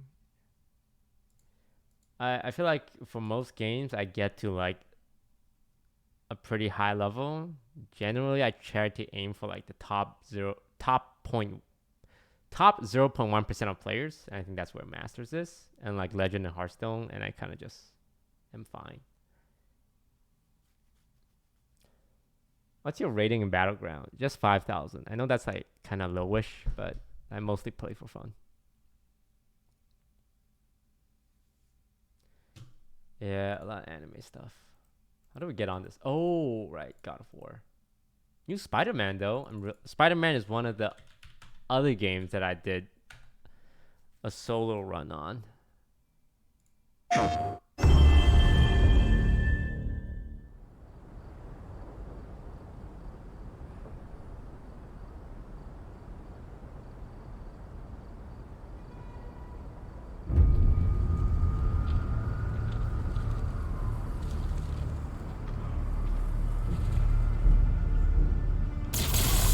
For as long as I can remember, I have looked for an equal.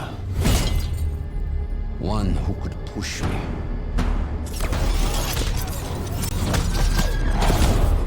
One who could surprise me.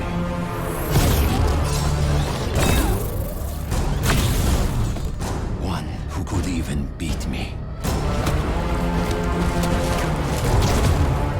Yet all I found is disappointment. Will one of you finally give me what I desire?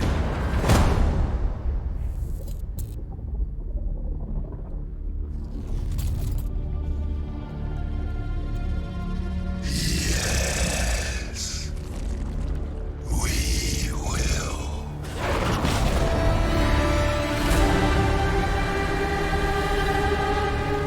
Yeah, I love the Spider-Man stuff. Like, I would say Spider-Man, the PS4 game, easily top 10 game of all time. It easily all time.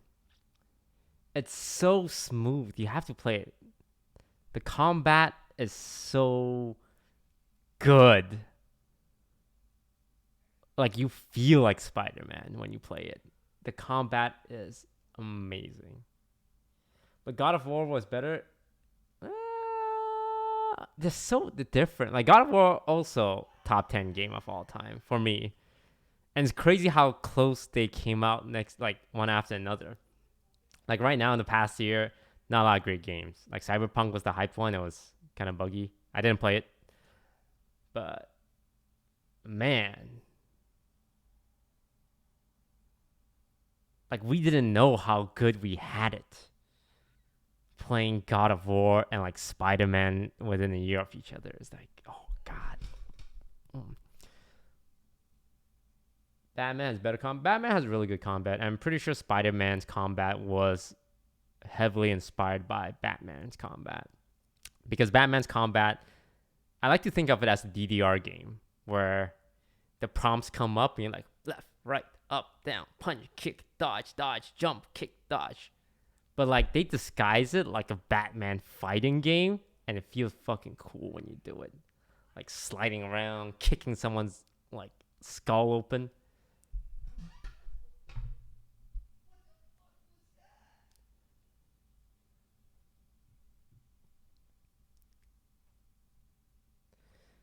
Oh, but Last of Us, yeah, amazing game. Second one was really not great, unfortunately, because I remember playing the second one and halfway through it's like I don't want to keep playing. It's just me sneaking around and stabbing humans in the neck while they scream.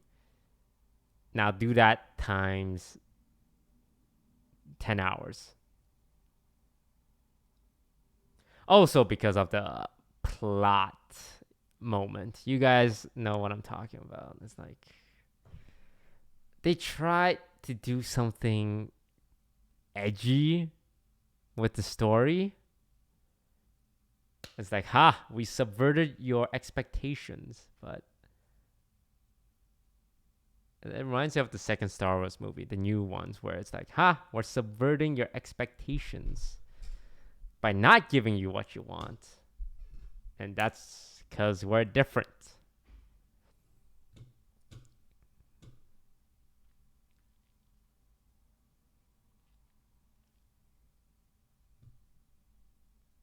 Did anything else get announced?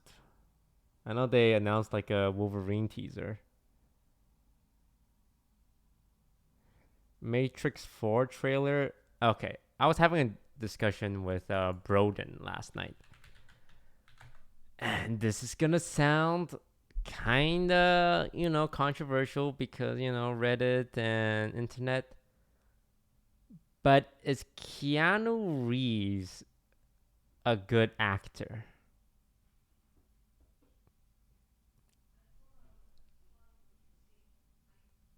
He's really good at John Wick.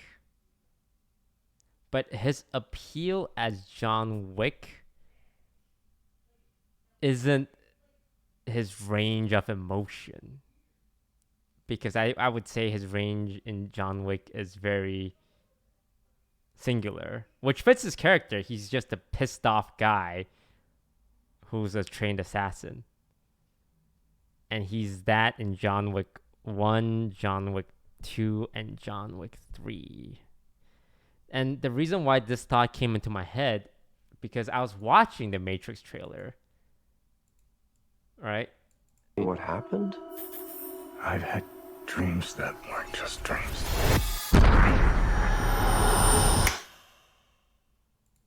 And I see this, I'm like, that's just John Wick. Keanu Reeves is being John Wick again. He's gonna be a badass and take out his guns and shoot people.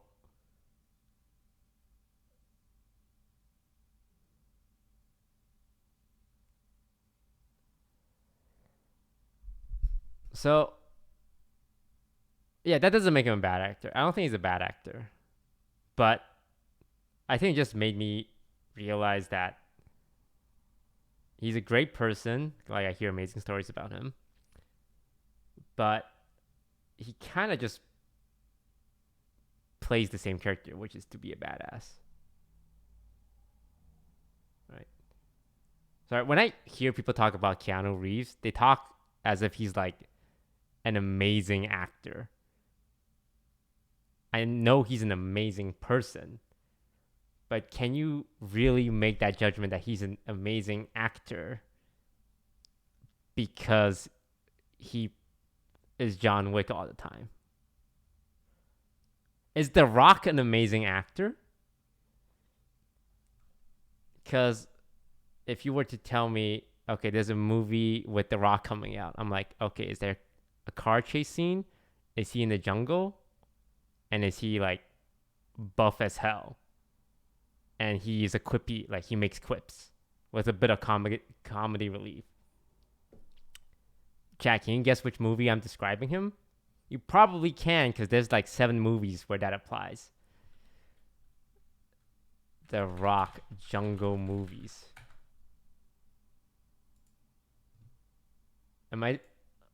Welcome to the Jungle. And then Jungle Cruise. And then Jumanji. Journey to the Mysterious Island.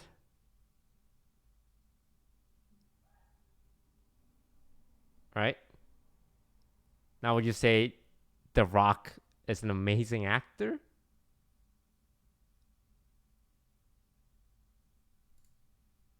He's really good at playing a part, right?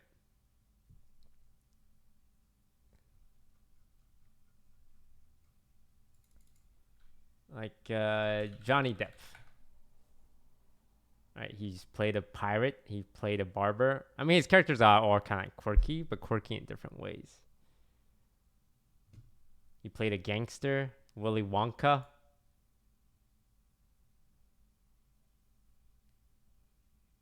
Leonardo DiCaprio, right?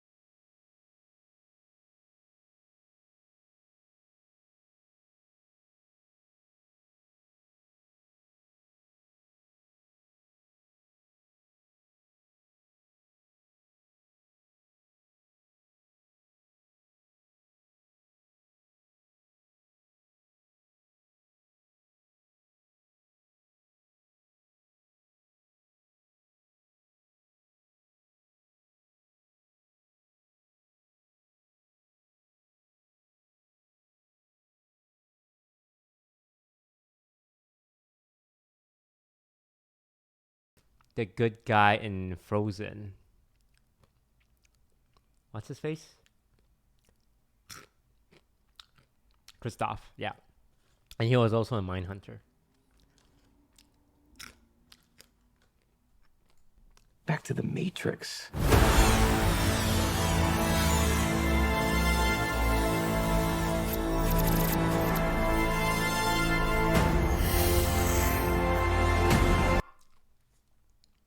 Yeah.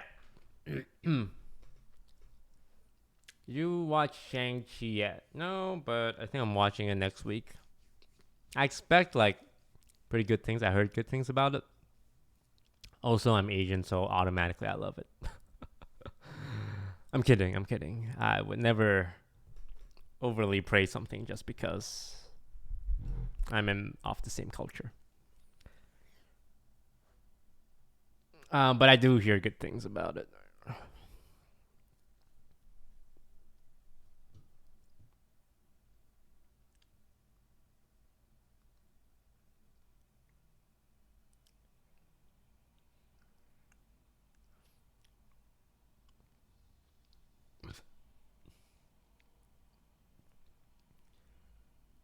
Gotta be careful after Mulan. Oh yeah, maybe I've said this before, but when we watched Mulan as a house, and after we watched it, I had to get down on my knees and apologize to everyone for my culture and for making them sit through that. 对不起，对不起。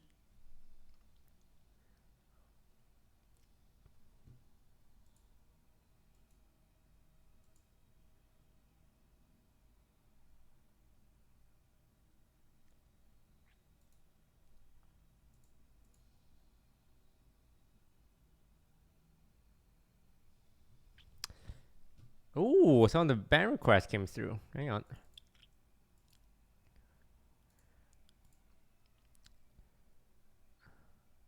Can you guys read this? Yeah, how do they do band? Oh, you just shorten it, right?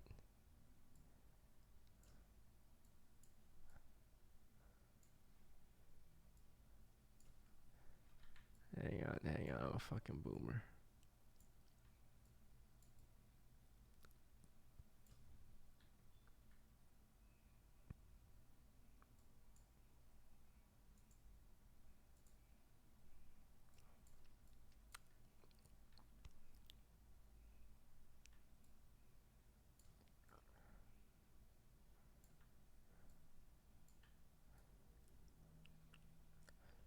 Alright. Can you guys see? Let me make this smaller. August created 2013. Holy shit, that was a long time ago.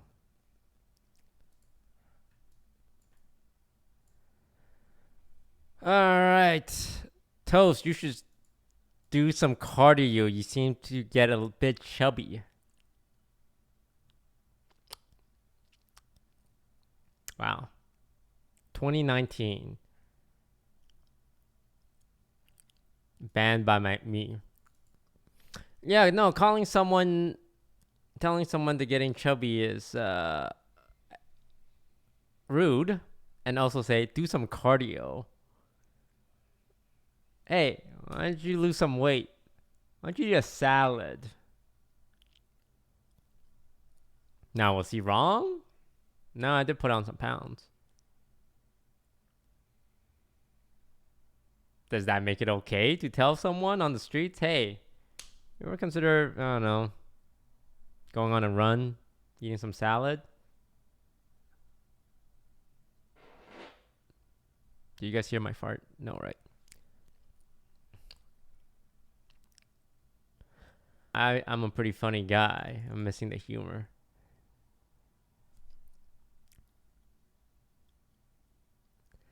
You can let me be banned. Okay, so this guy, I like saying things that are helpful, even at the cost of upsetting person. Oh, motherfucking Teresa over here. What a appreciate him.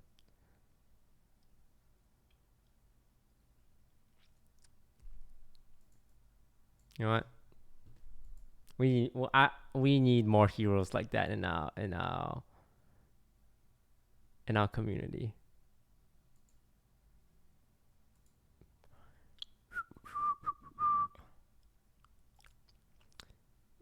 Wait, Pike Pog, lol, get wrecked, his comp better. Get dunked, scrub, you're dead, now Scara win.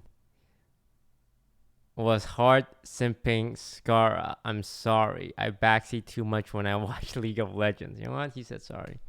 See, now this is an apology. I'm sorry. I backseated too much. You know, you get an unban. He didn't say, I'm sorry you were so sensitive. I'm sorry, but you kind of threw that TFT game.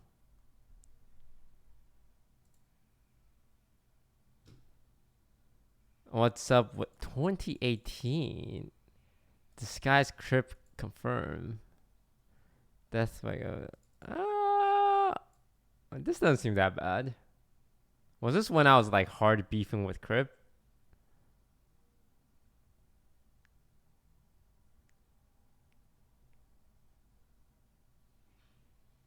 Maybe. 2018.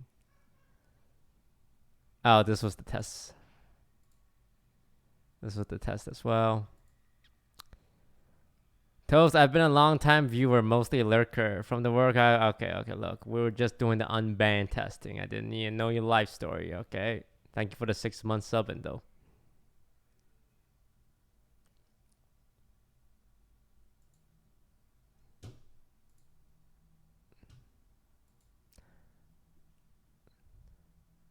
Is this a one-time stream or not? No, I'm actually planning to stream a little more on Twitch. Not like every day. But something more of a schedule. Like a regular thing. Mainly because I've been away from the public eye for so long. Like I would say 2 months, which is like a lifetime on the internet. So I think I need to just try and put out a little more content. So like in addition to the Facebook gaming stream, as well as just chatting stream, YouTube content, that one you still have to wait for because I have not really figured out what I want to do yet.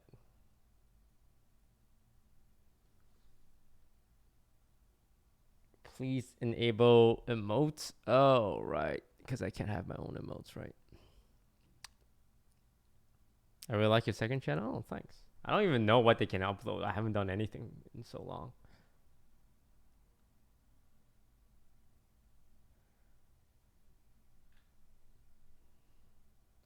Yeah. Podcast is coming back. We ordered some stuff. It'll come, right? Patience.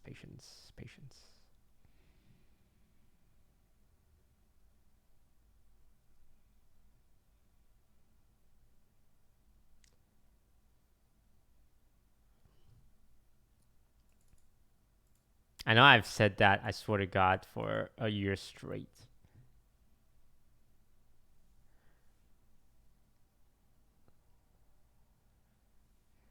Toast plushies. Yes. Those are being restocked.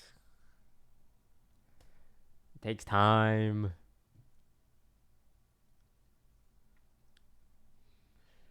Enable BTT emotes. Is it just as simple as just turning on a button?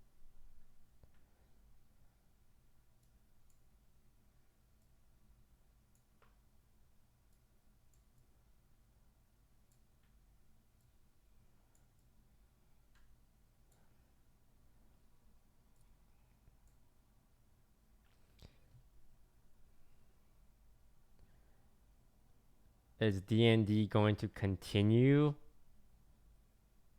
I'm gonna take a stab in the dark and say no. I don't think D&D is gonna continue when my Dungeon Master got canceled. That seems unlikely. I'll be honest, seems unlikely.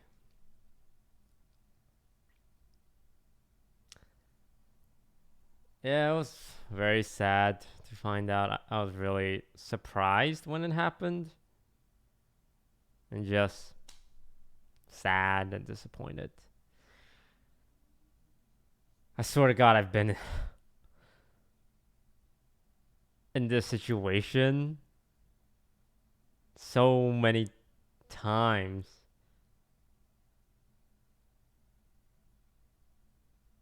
Where like someone who,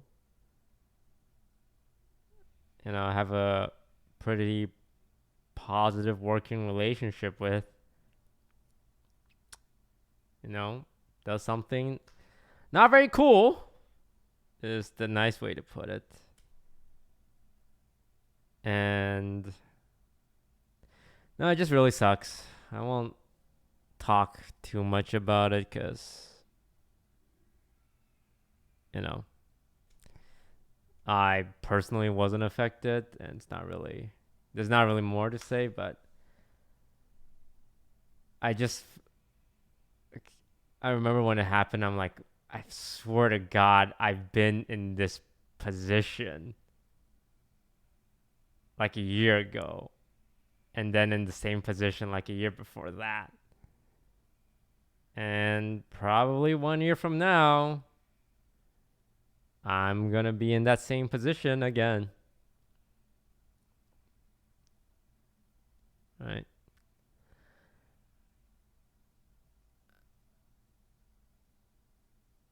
And it does suck.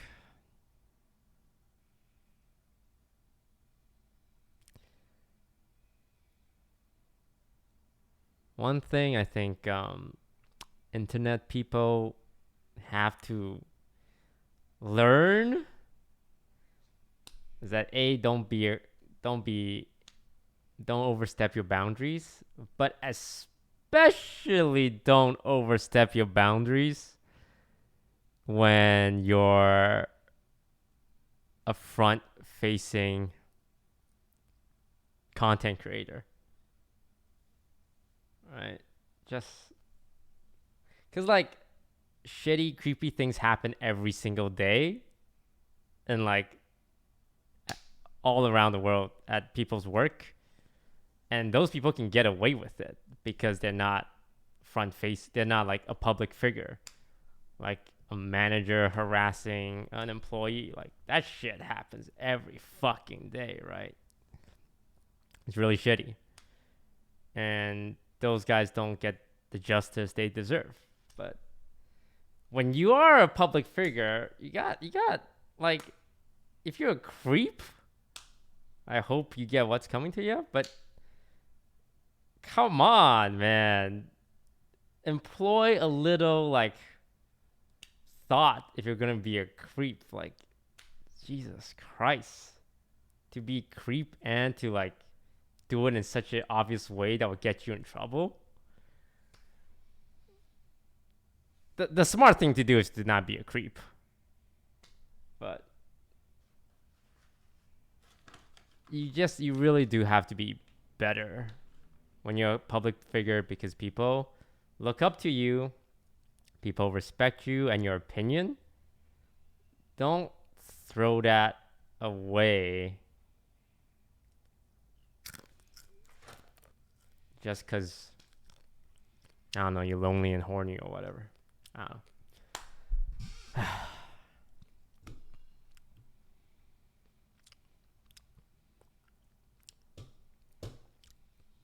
Thoughts on shippers who won't stop tagging you? I don't know. I stopped using Twitter. They want to be cringe. Let them be cringe.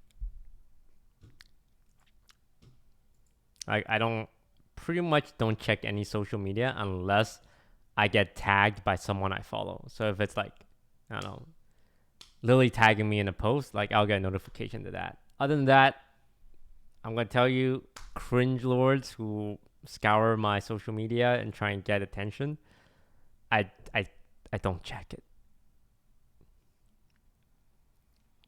And my life has improved since like I've learned to control my Twitter usage.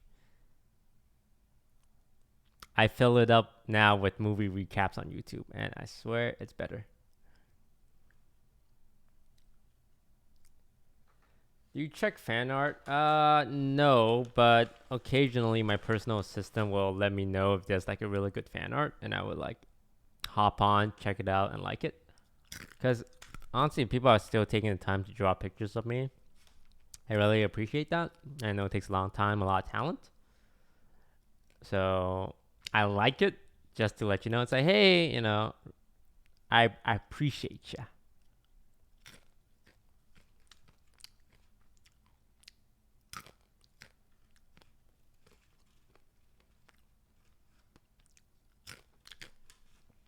Hey Toast, if I want to get your hairstyle, what do I tell my barber? I don't know, take a picture.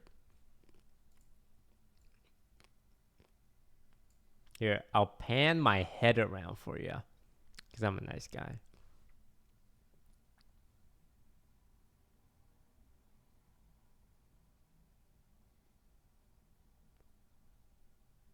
There you go.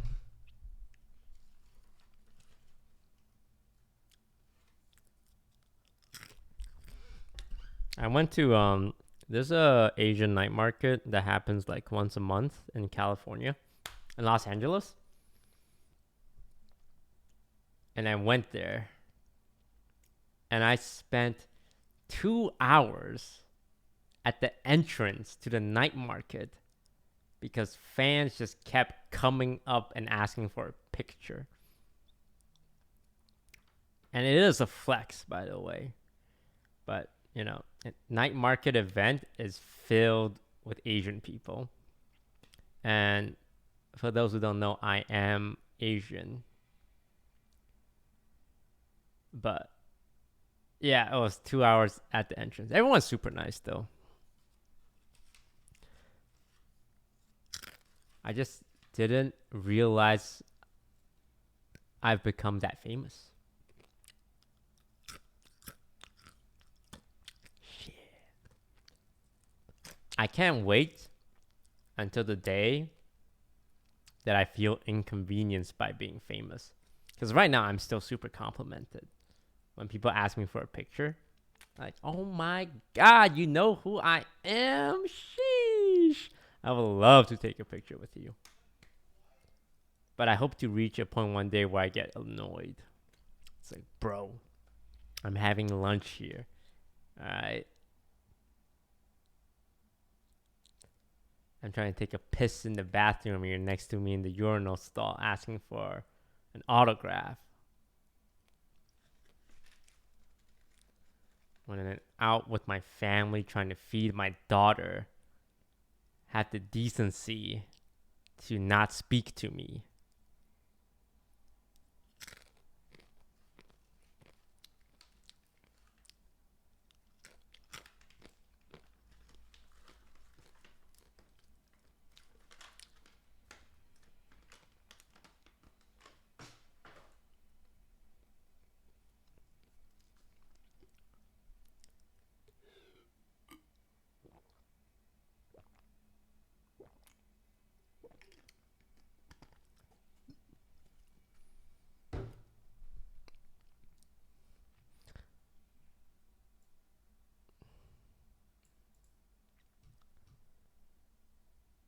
Tell us, when did you become narcissistic? Bro, I've been narcissistic.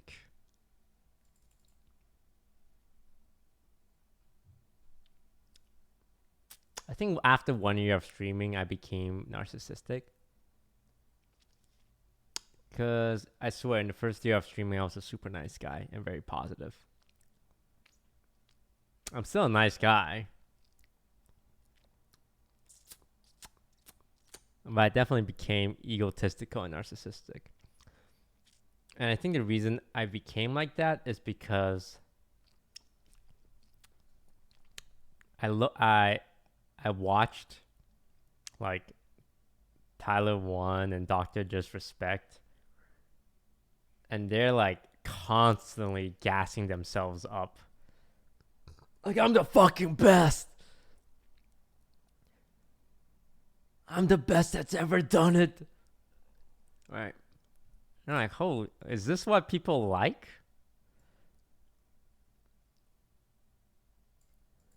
But I mean, I try and balance it a little bit by being drier and more monotone,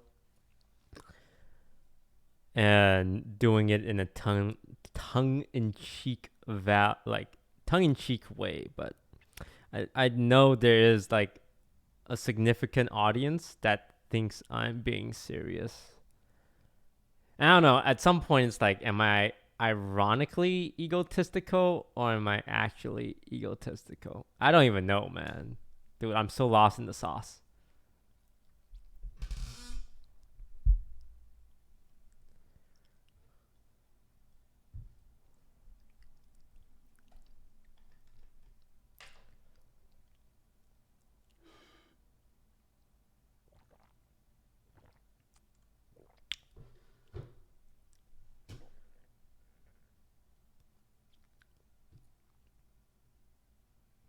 Are you egotistical off stream? I can't answer that question. I would love for fans who met me in real life to talk about what it was like to meet me, because I would love for someone to just say, "Oh yeah, I met Toast, and he was a fucking asshole who treated like the waiter like garbage."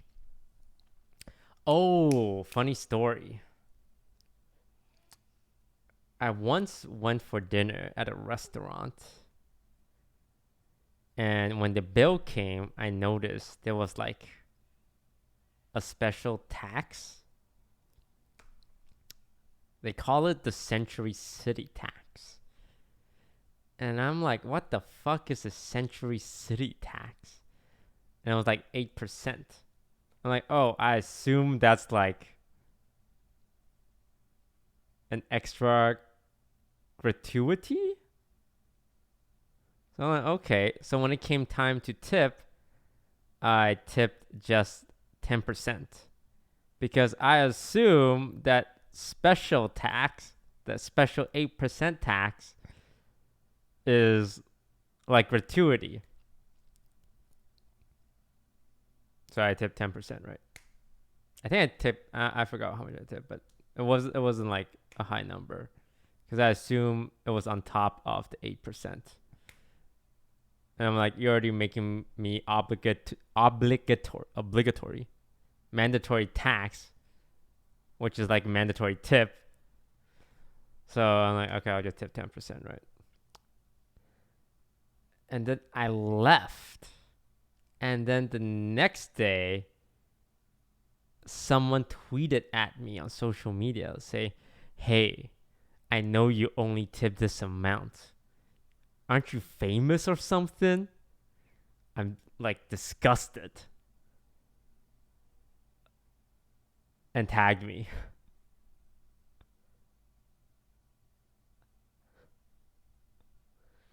And since then, I've always tipped 20% on everything now. Because for someone to feel that strongly that they went on social media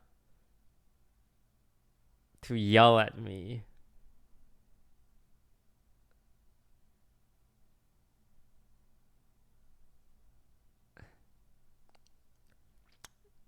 but what about their service? Well, it was a cook your own food restaurant where we did the cooking. They brought us the raw meat that I then cooked.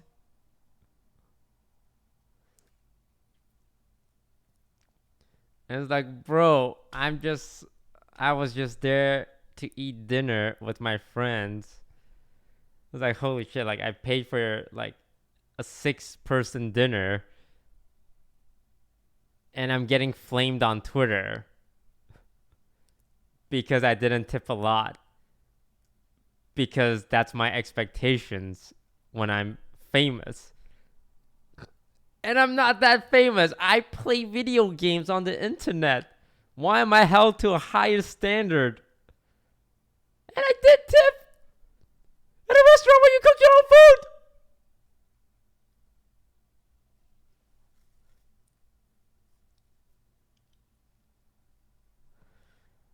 So yeah, now I'm like super fucking paranoid when I'm out in public. I was like, holy fuck. Do they know who I am? I don't want them to think I'm an asshole. 20. Okay, here's a $50 tip, bro.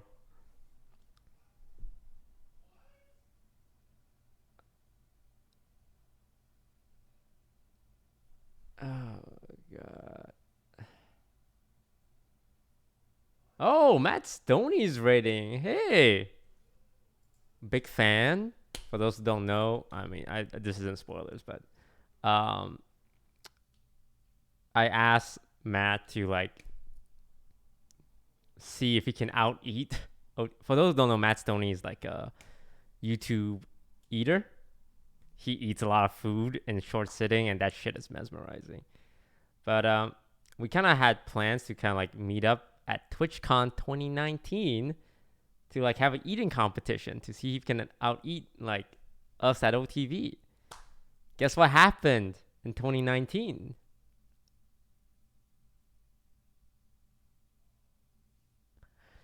So yeah, TwitchCon got canceled. So there goes that plan.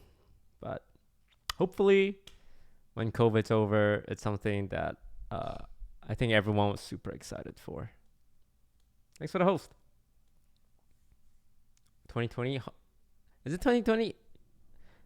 The time is blending together, bro. Like, I swear to God, I was it 2020?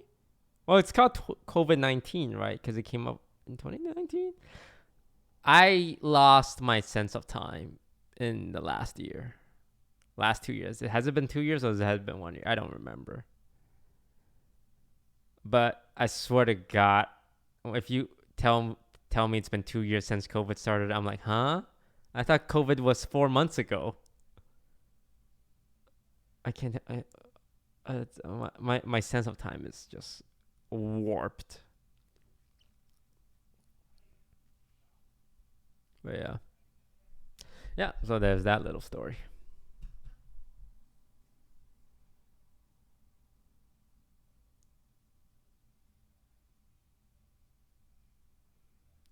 It was 2020. Gotcha. Was it? Maybe it was. I don't know. Fuck.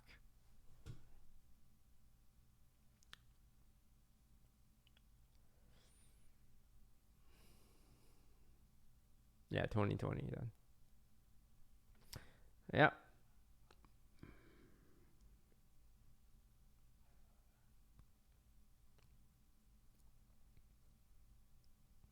When was Among Us? Among Us was August 2020. I remember this because I did a video on it. Damn. Oh my God, it's been a year since Among Us started. That's crazy. Among Us. Great times, great times. I miss it sometimes. But I miss the competitive aspect of it. That was my favorite part. But you just can't recapture it. It's impossible.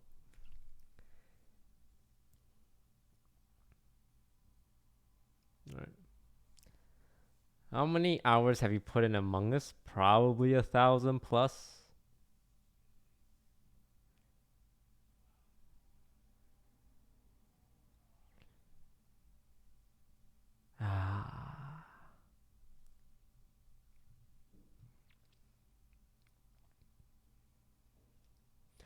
What kind of game do you think will boost viewership? I don't know.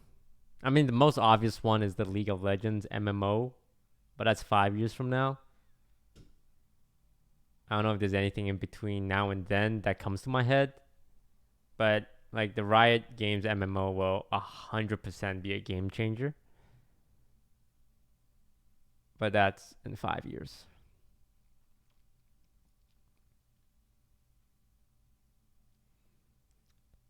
Any future OTV servers? No, I've just been keeping to myself. Like, if there's any like big server stuff, I probably won't be involved that in-depthly, just because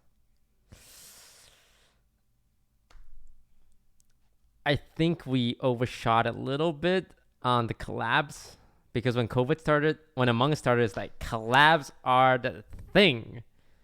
But now I think we've overshot it a little bit. At least for me. Like, when I was streaming on Twitch, I've never been a big collabor. I've always been I'm going to pick a game, a strategy game, and I'm going to grind the shit out of it.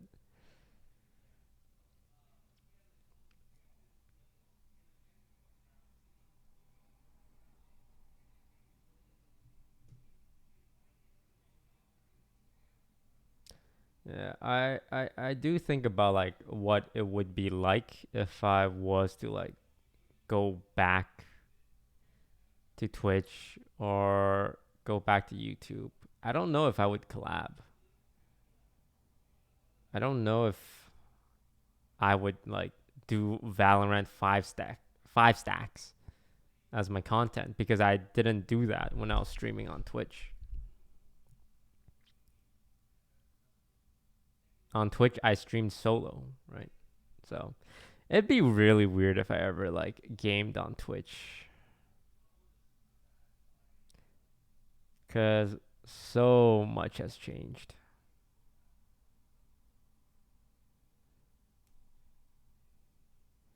Have you ever thought about playing Fortnite Among Us mode? Okay, so Fortnite Among Us, it's kind of weird because I know the Among Us people aren't happy that Fortnite took a lot of inspiration from it. And I know what some people are going to say, well, Among Us stole from Mafia, and that's not really like, you know, IP. But when Fortnite calls it imposter mode and have like task you finish and have emergency meeting where you discover bodies and you do task and you get stabbed and then there's like sabotage as you call, you can't really say that they took it from Mafia, right? You can't be like, oh no, that's just free real estate. Okay? That's a very disingenuous. I hate that argument. Like, legally, they're in the clear, right? But I don't know. I would try it if I had an interest in Among Us, but I think something about the way it was done just made me a little uncomfortable. But if they had sponsored me, I 100% would have said yes and not really gave more thoughts about the moral quandary about it. But they didn't, so I'm going to say what I'm going to say. But just know, Fortnite, I would have not said that if you just sponsored me, the Among Us guy, to play your Among Us mode. Like, I don't know what your marketing team is doing. I feel like that's 1 + 1. I mean, what are you going to do? You going to sponsor Fortnite players to play Fortnite Among Us?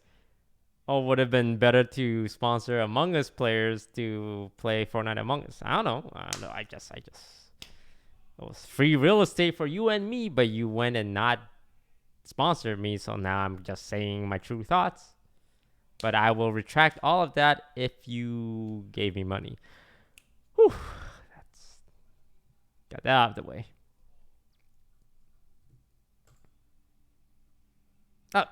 It's Fortnite. These guys rake in billions. You can't shell out a few thousand to promote your Among Us mode by sponsoring the Among Us guy?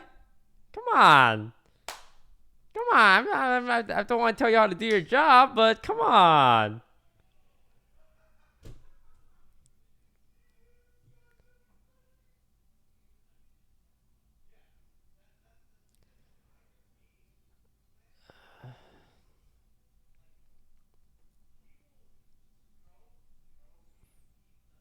Ever gonna go back to Hearthstone? I heard they have Raid Shadow Legend in Hearthstone now. Hearthstone Mercenary, right?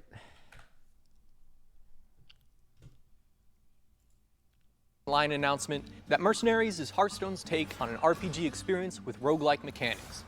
Let's start by taking a look at a mercenary in play, where you'll first notice familiar attack and health stats.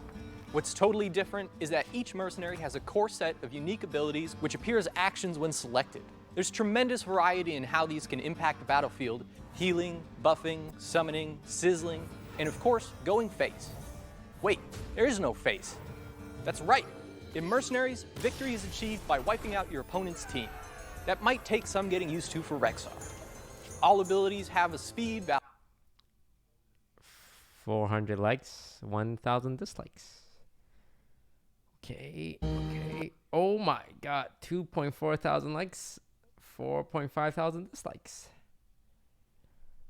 Oh damn.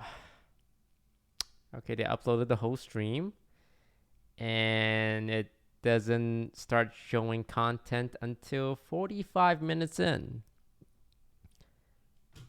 Blizzard, I don't want to tell you how to do your job, but it seems like to me, if you were to upload this on YouTube, it would have been better to cut out 45 minutes, literally half of the video, of nothingness.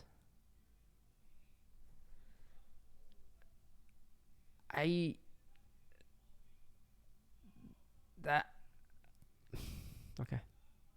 Stone mercenaries. But what's this new setting all around me? Welcome. Are critical in the outcome of combat. This Sarge will be available as a new world. Dive in at all of our highest skill or attribute. Start. Thanks, Asiba. That's you next time. Oh, and there's 20 minutes of outro. Okay. I heard you can pre-order a hero for $50. That's cool.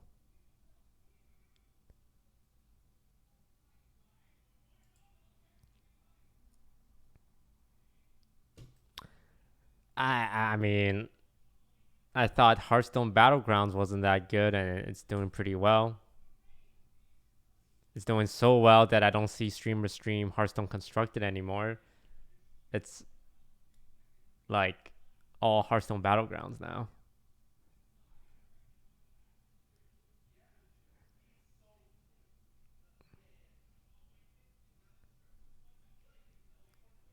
I actually have been keeping up, believe it or not, with Hearthstone Constructed. Like, I know what's the best deck. It's Warlock. Warlock Quest. You play Mithril Ruined Rod. You summon a shit ton of minions like Baron Scavenger and Flesh Giant, who's apparently been nerfed 3 times. And Goldshire knows. So yeah, I keep up. I still like the game, but it's everything outside of it that I hate. But yeah, I still like Hearthstone enough to watch streams and be invested in like the meta,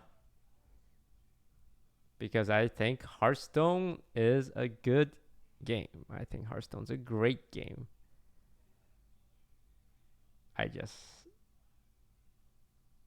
don't like what it's become like outside of it.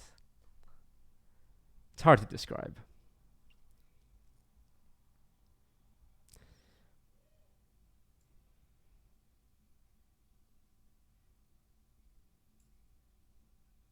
Also, Blizzard just did some really bad stuff. Right. Oh yeah, they had that whole, sexual harassment stuff. Right. That part also a little distasteful.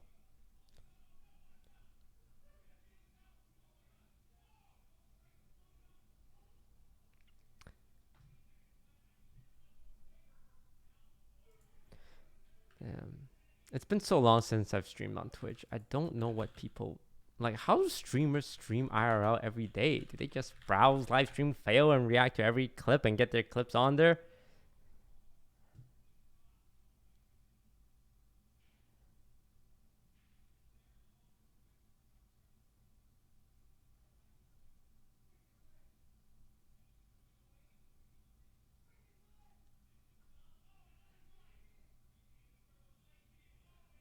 Aiden Ross. I don't know too much about Aiden Ross, but I think it is pretty impressive to see someone not native to Twitch become so popular.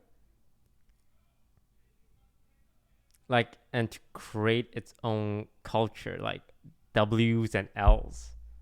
Like his chat is like when something cool, they don't pog or like say like talk in Twitch chat. They talk in W's and L's. When they pog, they W. When they like laugh at you, they L. It's like it's really cool to see like a very unique ecosystem in Twitch that is so separate from like Twitch culture. And I think that is healthy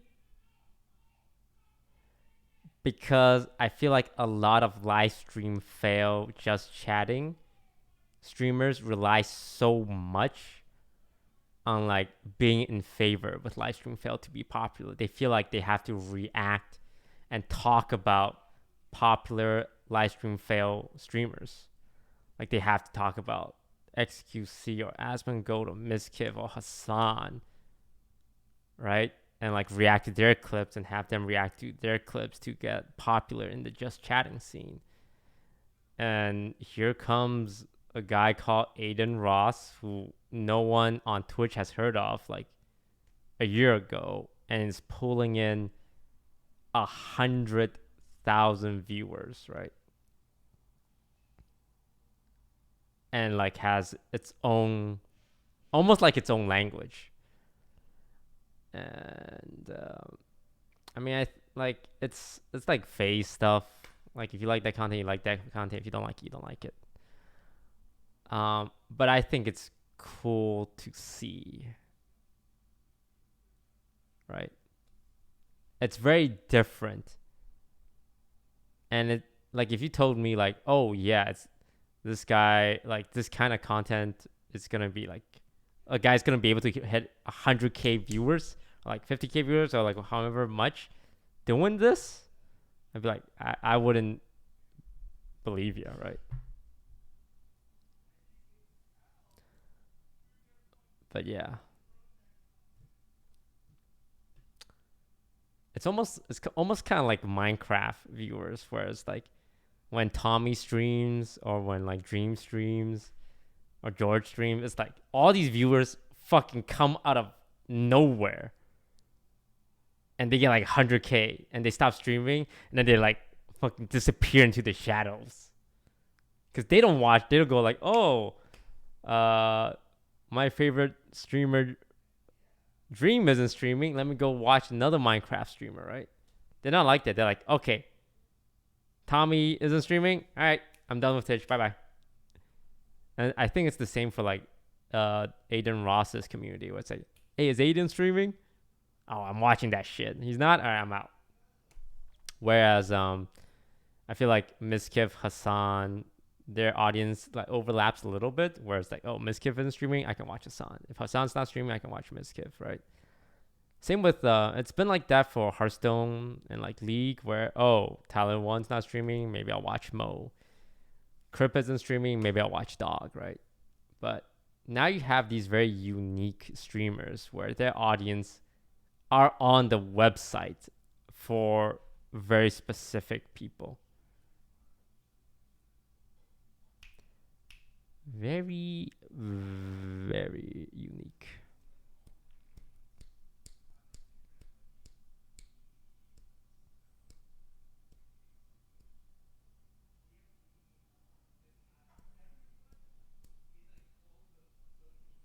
Would you say it's the same for OTV and Friends? I don't think so, because OTV and Friends have so much variety. Besides that fact that we're all Asian. But past that part, like you get a lot of range of personalities. And also OTV and Friends are like 50 people by now.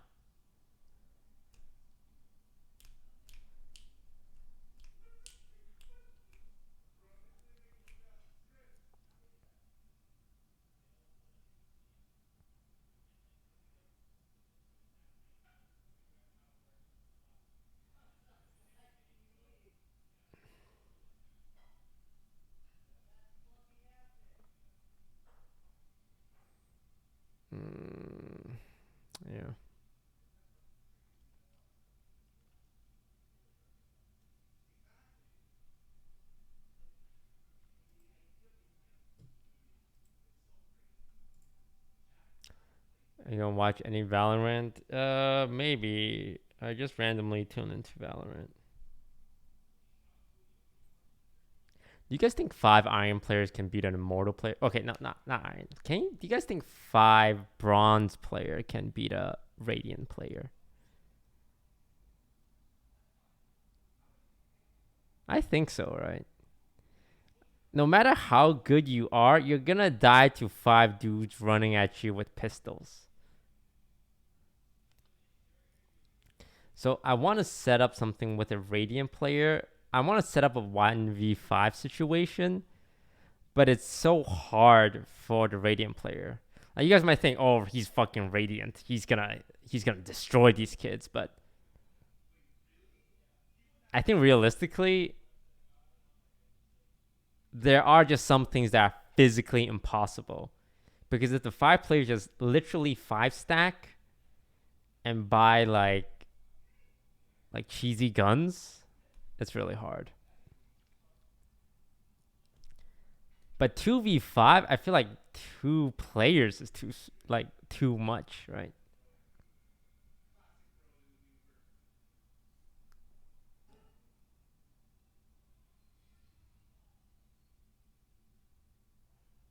One v3. It's hard.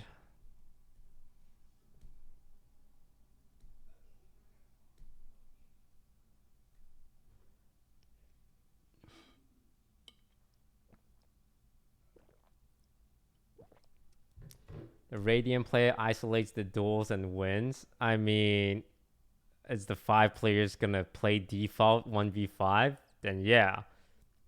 But then that's not being honest. That's just you're telling 5 people to kind of int so that the one player have a chance.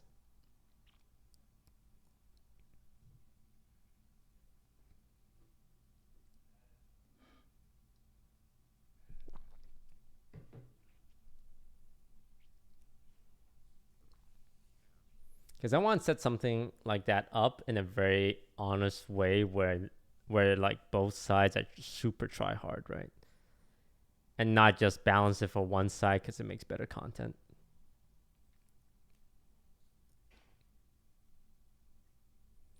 If they're bronze, they're trash already. Bronze players aren't trash to a point where they can't kill someone. Iron player, yes, because iron has no bottom. Bronze player means you're at least a certain level. When you say iron, iron can go like fucking to the depths of the earth bad. But bronze means there's a bottom, there's a floor at how bad you are. Right? And bronze players can kill someone. Iron players, garbage. Absolute garbage. Bronze players, decent enough to shoot. Like, they see a person, they'll point their gun towards them and they shoot.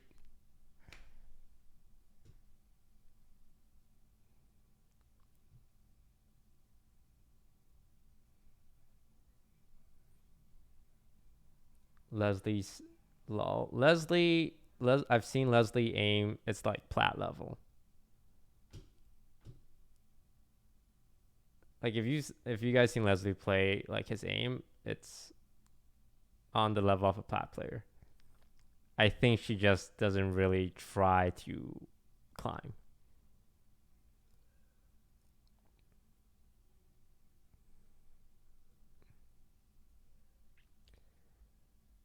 But yeah.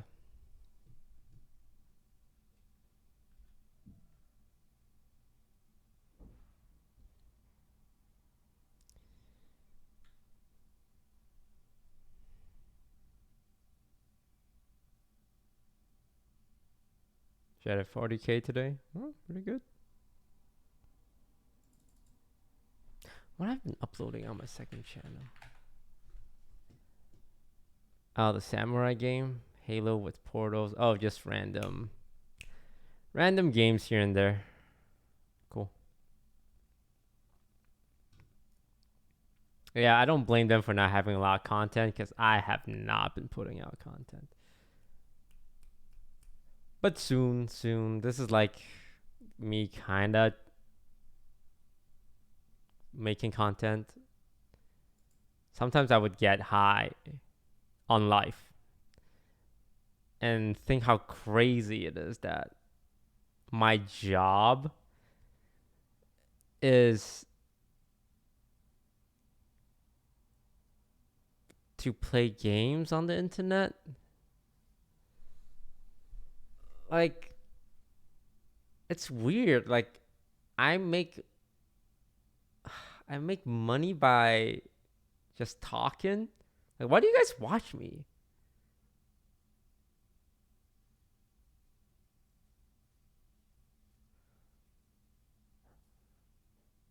Like, even I don't know. It's like, hey, Toast, why do people watch you stream? I'm like, I don't know.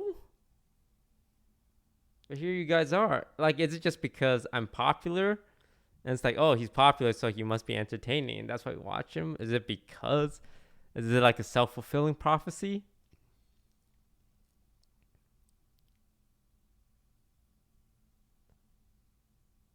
I get, like, I have these existential crises like once a week, and one of them is always like,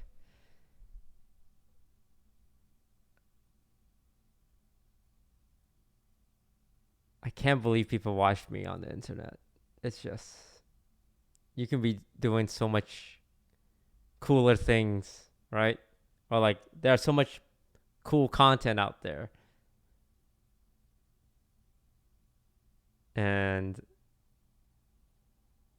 I feel like I can't compete. I don't know. But I mean, there are streamers with more viewers than me. There are not very funny. So I guess if it applies to me, it applies to them.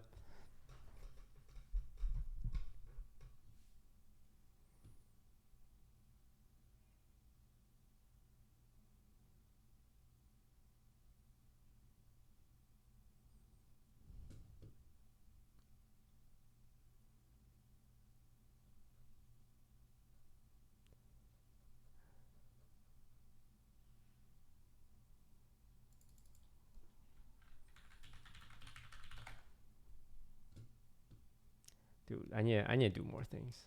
Oh yeah, our welcome to an offline TV video. Yes, fucking nailed it. I'm so fucking funny. No wonder people watch me. Jesus, that was fucking comedy gold mine right there.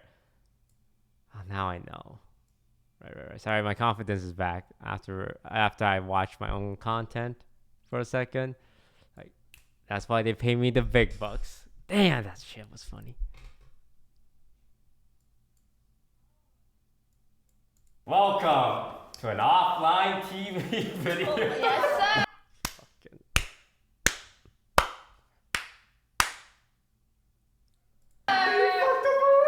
What is it? Not an offline TV video? It is. Yeah, okay. Go on. We were told to come hungry so that we can film a food video. So we're expecting a lot of food to eat. Yep. And we have Ludwig. I'm also here. Hey, we got Ludwig. Appreciate it. I'm a Sigma. Let the feast begin.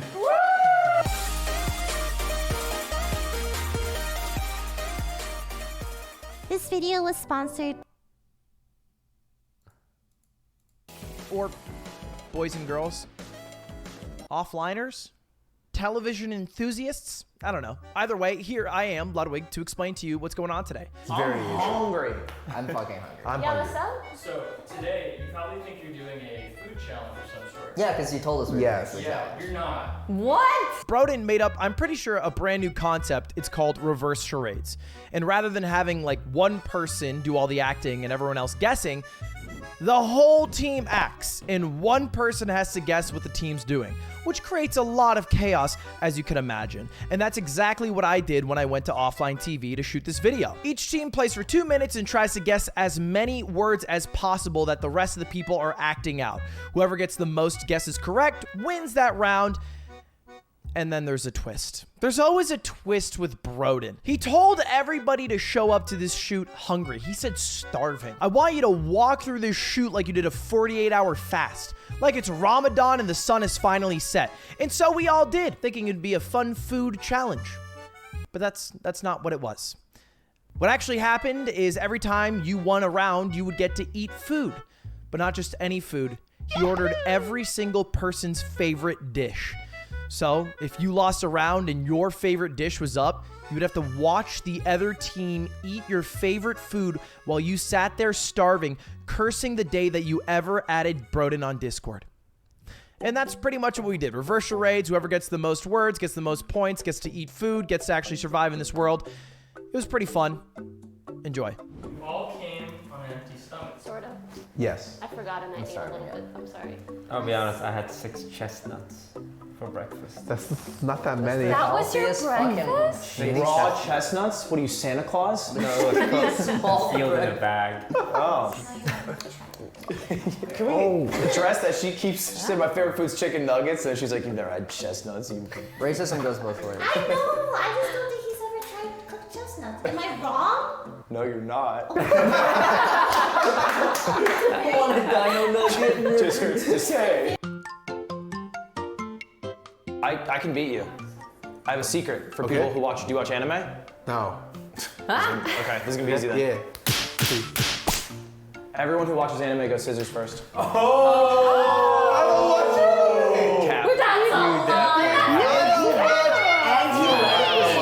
I sat next to you as your lawyer, and the whole entire time, instead of defending yourself, you're like, and have you heard of Elfenlied? Okay, why are all anime did you open like? What will Gaming Team 4? Okay. Hey, welcome to the team, everyone. Hey, how's it going?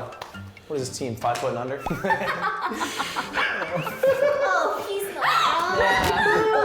So I should have worked to build. I should have tried to lift up our spirits. Team 5 foot I'm under. 6'3". Team big carts and big dinners. Yeah, big dinners because we're gonna win. Yeah, big dinners. I'm actually very hungry. I'm so hungry. I even ate before this, even though you told me not to, because I Just a rule breaker. just need to eat food. I can guess on this. Get out there. Yeah, Go on and guess. I'm Right I'm here, on. buddy. Get out Right there. here. I'm on this. Get out there. Like the synergy. Right. What number am I thinking of right now? At 10. 8. Right. Close enough. What color am I thinking? What? 7. This is reverse charades. Reverse charade. Oh. Oh no! Okay, yeah, you're okay, cool. Cheerleading. Do they have like a time limit or Cheerleading. something? Wait. Oh, we start. It's not starting yet. I like how you guys are so into it. Mount us! 2 minutes, go. Pyramid scheme. Pyramid. Egypt. Really put your knees into their back. Hold the form! Team cheerleaders, try.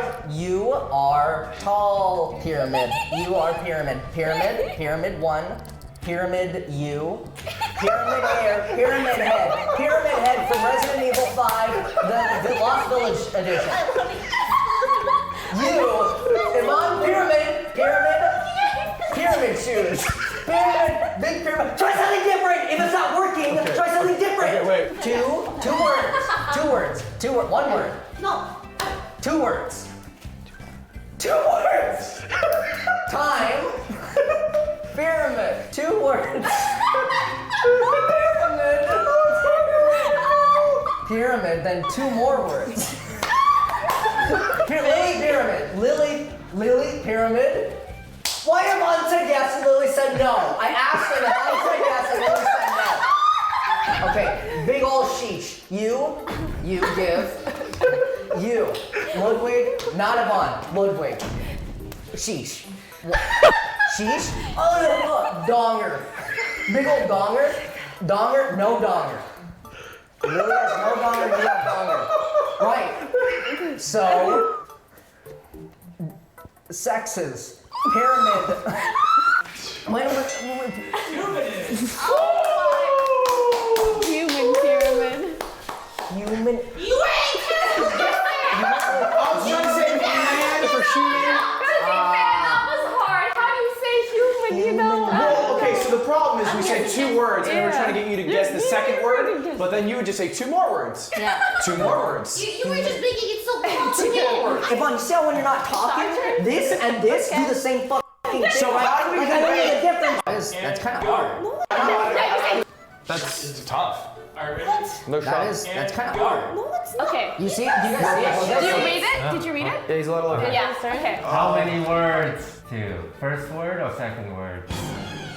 All of them. Pokemon battle. What? Oh my god, he's so good! It's crazy! You got it! Oh. That's crazy! I can't believe it! Are you Keep going, keep going.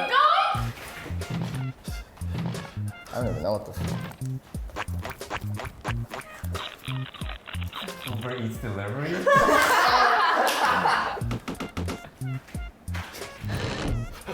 Trick or treat.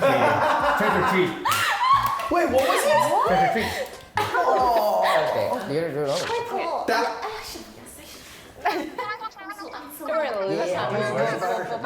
You sure Four words. Talking on the phone. Next! How many words? Well, you got talking on the phone and we got human Reading a book. Reading a book? What the fuck is wrong with you? Just say your favorites! Are you fucking kidding? Here's a guess! Random sense rodent is different from me picking them. How long is 2 minutes? One of these, right? I swear to God, this shit bussin'. You get to pick one of the dishes. Yeah. Really hard. Pokemon battle wasn't good. Oh, okay. Spam dish. That's my Spanish. If you just didn't diddle your fingers, maybe that would have gotten the fucking thing. Do we get it yet? Yeah. Oh! That's Spanish. I'm okay with it. I mean, if there's an extra. Yeah. All right, that's amazing. If there's an extra piece. Where's the garbage? I got trash content. I got trash content. Are you guessing? Yes. You're gonna be a good guess. This is bad. You're guessing? Other words? Okay. Yeah. Oh, in the trash? Oh, I got you. I'll throw them in the trash. I got you. All right. Ready?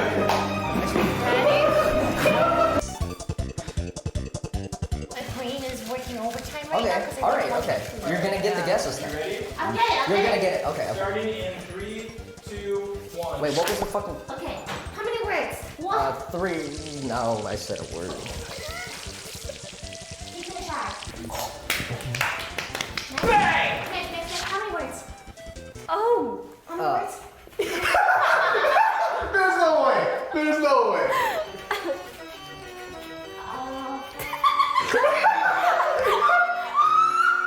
Carousel? Carousel, right? Carousel? Wow! Let's go! More words! How many words?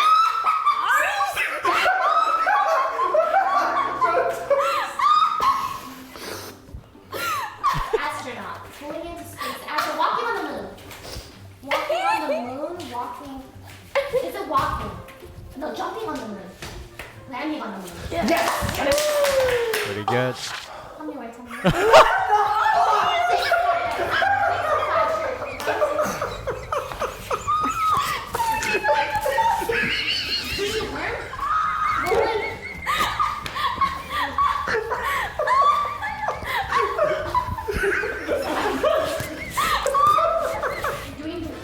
Doing a worm.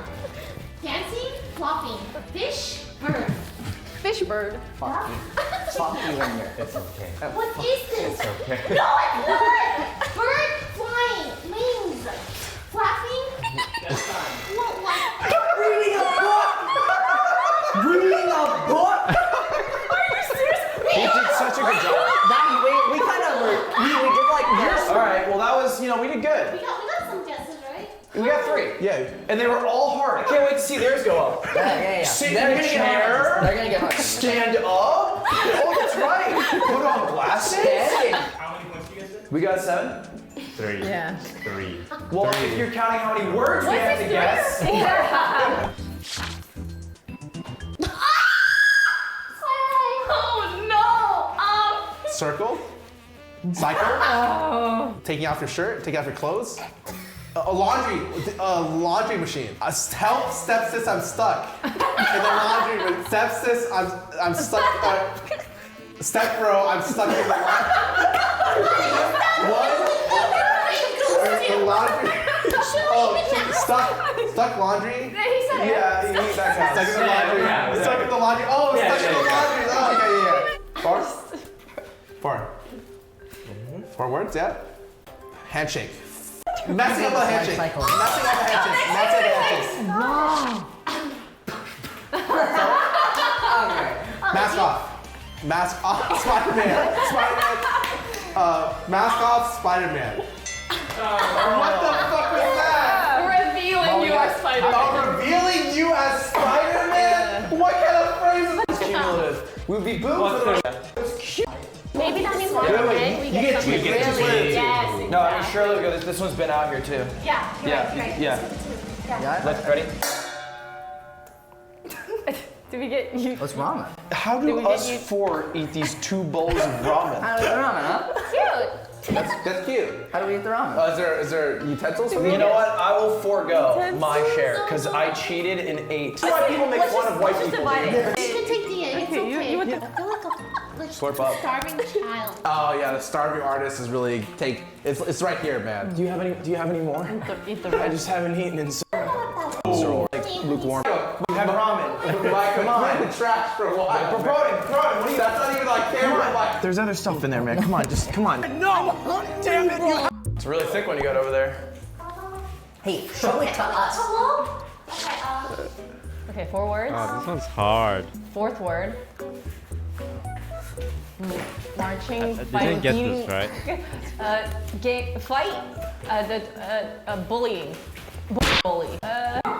Bullying a bully. Harassing a bully. Still 3 words. Writing. Okay. Student. Handing in. Yeah. Student. Oh, student. Bullying a student. Teacher bullying a student. Teacher getting bullied by student. I'm so hungry! Why do you do this to me? Okay. Well, that's so. Confronting. You know what? You said he gets school. You know what? They were going to show school at the end. Define confronting. Stop. Define it. I'm an English major. You should know. Michael. Backseat game every time I play Valorant now. Are you serious? I'm brushing hair. Oh. Wait, guys, I don't know. I think that's not complete. What would you say, Brody? Just feels as if there's an addition. See Twister on Twitch.tv. Twister? Playing Twister. Fuck you! Oh, it's upside down. You Okay. Getting bullied? Getting kidnapped? Yeah! You get life cycle of a butterfly. Okay. Punch. Stab. Kill. Okay, kill. 3rd word? Kill mine? Killing a mine? What? 2 words. I'm so angry right now. Climbing wall? What do you call the thing Lily does every Thursday? Fuck you! Rock climbing. Do we need to go on? Is there a mercy rule? You're the guest, which of these look better? Do you think they up the quality as the round? Shut up, I would this side. Because this might be old, but this is that's round. Let's do the left side. Because it's 2 feet. like videos. They all. You never know. The winning team gets to take a member from the losing team right now. Oh, that sounds like a. Oh my god. That sounds like a Halloween. That sounds more of a punishment. Our team synergy's at an all-time high. Yeah, we're peaking. I would take Lily. She's really good. Big vocab. Or swapping. Lily, big vocab. For sure. She's smart. Yeah, she reads like at lightning speed. Some of the other members are smart too. Yeah. English major. Baby. Maybe it's a flex if we take Michael and he wins with us. Oh! You're not using his talents properly. This is bullying. We'll take Michael. All right, we don't need him. We got this. We don't get up there. Get up there. would be a sweet victory if the one round we won was the one Michael. I feel bad for him. How many words? Go. Okay. This is the first word, second word? Vaccine. Which word is vaccine? Second word. Okay, and the first word? Getting vaccinated. Yes. Interesting. Handshake. Old grandparent. Shaping, clay figure making. What do you call that? Sculpting a figure. Pottery. Pottery making. Pottery creation. Good. I think that's He good. said I'll stop. Yeah. Making Yeah, pottery. yeah, we can. Oh. Cowboy riding a horse. Horse riding. Horseback riding. Yeah. Oh. Hurry up! Tying a shoe. That's Easy. Why the fuck? Why would I switch? 4 words. Killing a bug. Stepping on a bug. Stepping on a bug. Washing my hands with the dirt of my loved ones. Fire. Fire. Campfire. Stomping out a campfire. Stomping out a fire. Stepping on a fire. Putting out a fire. Yes. Wow. Hurry! Huh. Lassoing. Fishing. Going fishing. Fishing. Zombie. What the? What was that?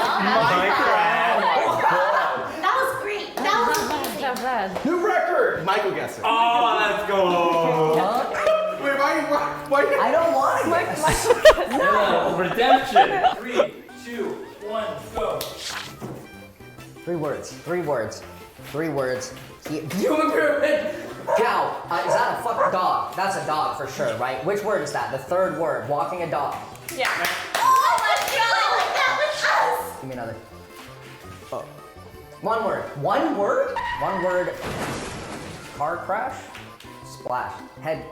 Whiplash. Yes. Oh. Is this happening? No, I can't believe it. 3 words. 3 words. Blind robbery. Bank robbery. Stick up. Mugging. Bank robbery? Was that part of it? Robbery or bank robbery. Robbing a bank. Yes. Nice. Give me another. Among Us.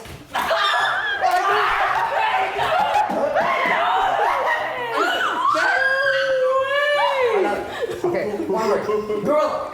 Monkey mode. Monkey. Yeah. Yes. Another one. Give me one word. One word. What is this? The phone. With the phone. He's a fucking dog. Dog. Robot. Robot dog. Give me another. Give me another. Done.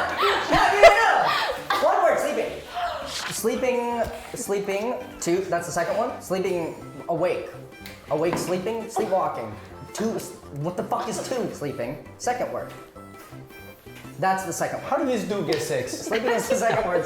You got 6? Yeah. How did you get? Waking up. Yeah. Okay, you know, How many do we get? How did you get? Our team! Will you stand back? Maybe it's different when the team is different. Team is different. Honestly, well done. I'm so proud. 5, 6. You guys want to split it? MVP. I did. No! We need this trash food. All right, you can take first bite. You can take first bite. It's so good. Is there more in here? This one has the sushi. You could choose, Michael. You're the man of the hour.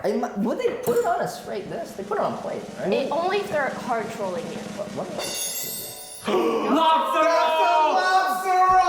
A lobster roll. Why you don't actually don't want a lobster Look roll? at the toasted bun. Oh, the toasted It bun. looks That's like 4 ounces. Oh, wow. Oh, that looks great. No, you're wasting the lobster. You know, we can throw that piece away, actually. It's a knuckle.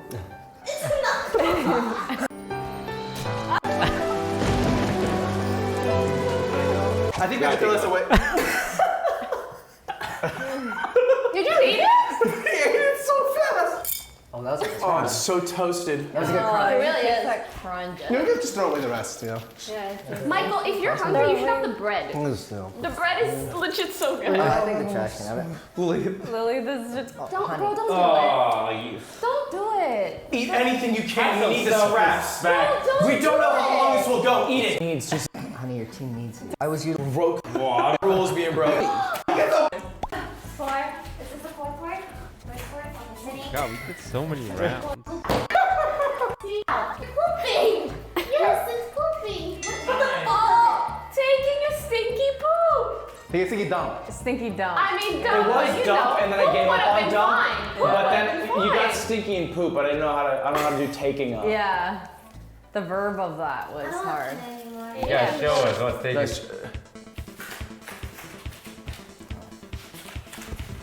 Pick up. Oh, returning a wallet? I'm actually so unhappy right now. Taking a stinky dump. You were so close at the beginning. You're like, taking a poop, taking a poop. Yeah, Toast wants that one. Let's go with that one. I just can't. Sushi. Spaghetti, spaghetti, spaghetti, spaghetti.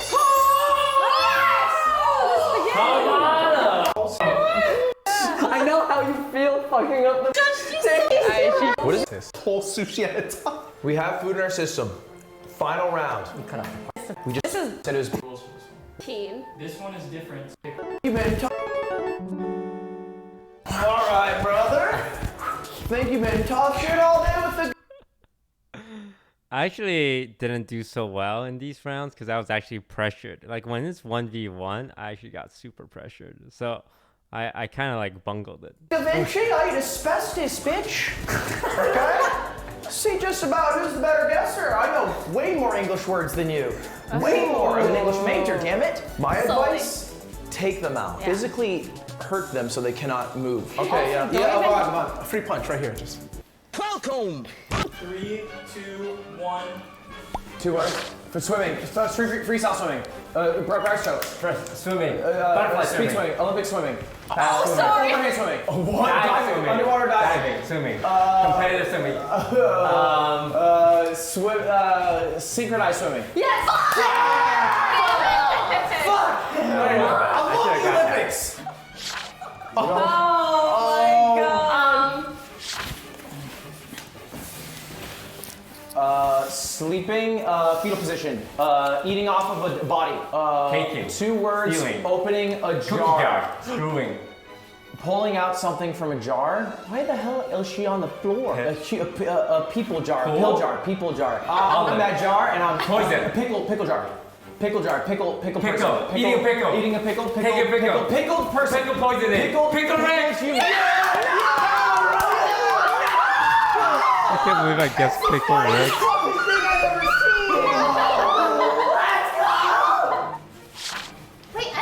Dipping in milk, dipping cookie in milk. 2 words, salt shaker, Salt. shaking salt, salt shaker. Salt shaker. Salt, Shaking put salt. salt shaker. Salt and pepper. Salt. Pepper salt? No. He's reaching off me. Backpack. Stealing. Fu Man. Santa Claus. Santa. Christmas. Reindeers. Elf. Santa's a little Keep helper. little elf. Yes.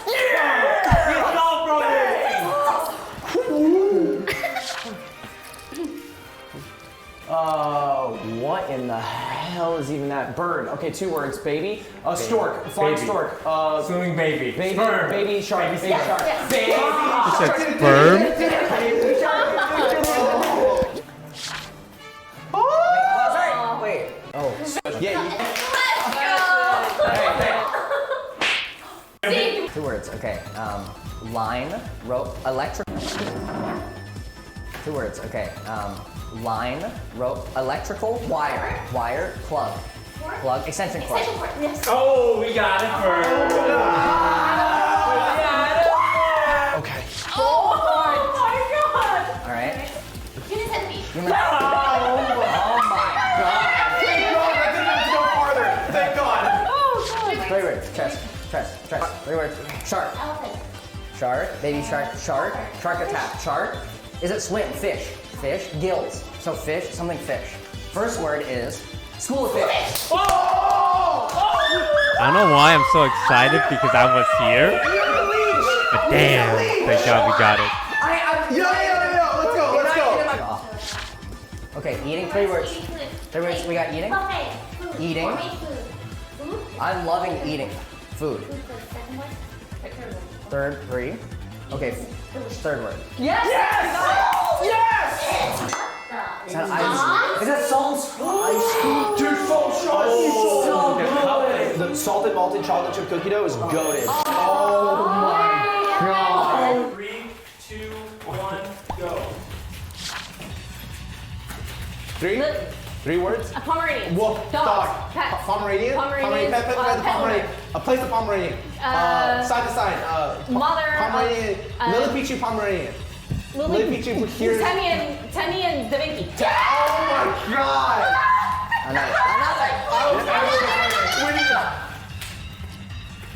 One word. Open the door. Dresser. Clothes. Eat the door. Open the door. Fridge. Place a fridge. Fridge. Open the fridge. Refrigerator. No.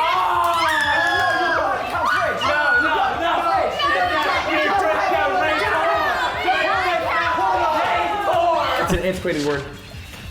3 words? One first word? Running, checking.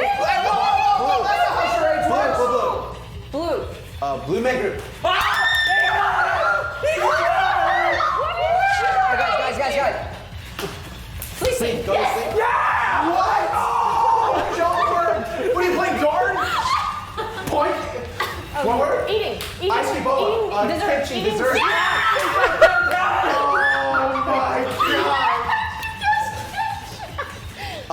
Nerd, geek, acting, loser, he's crying. Big sad. Making up to someone. He's very sad. He's carrying around his depression. Oh my god. Carrying around his depression. Okay. I'm not sure if you guys can tell, but that's the hardest I've ever been hit by someone. He beat the shit out of Toast. 2 words. I didn't know you were so strong. This is the strongest you've ever been. Because, like, she was pointing and whipping her finger out, and I was just walking by, so it's like 2 forces hitting each other. It wasn't that bad because I didn't get a black eye, but I did not know Lily could be that strong. Like, you look at her and you think she's scrawny, but man, I've experienced her full strength that day. Final word. Get back up there. One final word. It's golden goal. Last word gets it. Get back up there. Okay, ready? 3, 2, 1, go. 2 words. 2 words. Baby. First word, baby. Cradle. Baby. Shower. Baby shower. Baby shower. Yes! She said. If you say first, let's hear the replay. Baby. First word, baby. Cradle. Baby. Shower. Baby shower. Baby shower. Huh? Let's slow that down. Baby. Shower. Baby. Oh, what? Baby.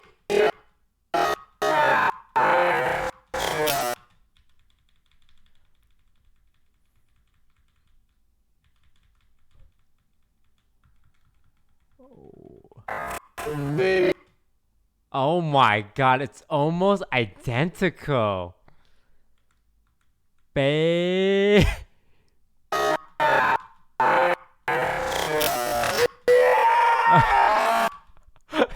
Look at the fucking face.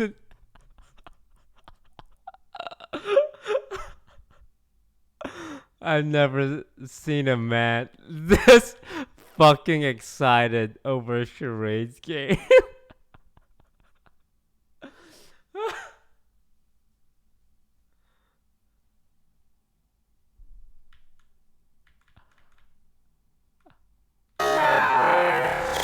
God, that's so close.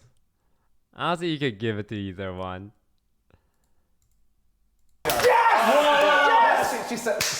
They said it first? She said it first. She said it first. Would you guys like to partake? Oh my god. No, Please stop. Toast, are you okay? You give him a black eye, dude. I can't wait to tell the world what you did to me. I hope I get a black eye. I think the hunger, like, made it worse. Like, we were all driven to excess. Oh, you think? You think Broden torturing us made it worse? I would concur. Hey, thanks guys for watching Offline TV's newest video. Super lit. If you guys want to help out, Make sure to like, comment, subscribe. In that bad boy. You know how. And make sure to give Ludwig's WikiFeet rating a 5-star because his is only out of 4.8 and he's trying to get that up. Hell yeah. Let's go. And thank you, Lud, for joining us. Yeah, no problem, guys. How much do I get paid this time?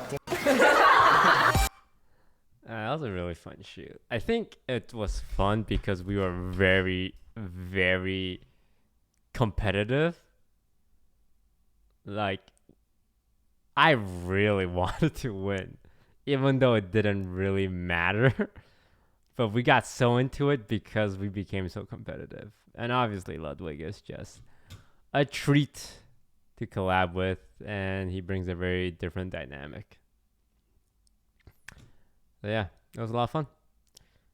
The Mafia shoot was also really well done. I'll just show the intro.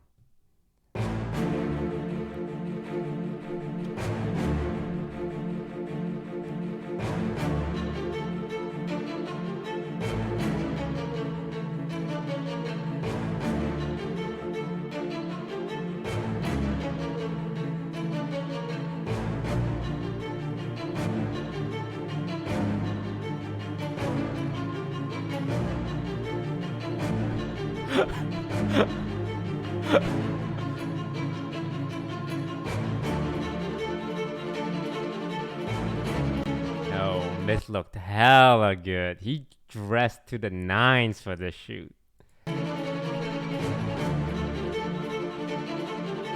Same with Scar. He got like the suit made for this.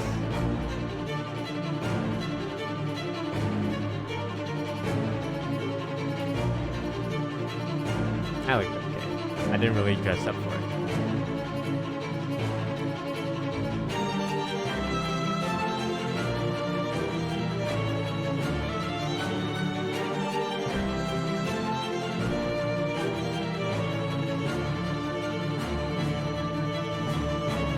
Whose idea for the Among Us? We always wanted to do like another Mafia video, but because like we were playing so much Among Us, we didn't do it. So one of our ideas was to like do a Mafia shoot with everyone dressed as Among Us. But also another idea we had was a Mafia shoot where everyone was dressed like the Mafia. So we kind of split it down the middle by having the actual Mafia shoot, but one person as Among Us.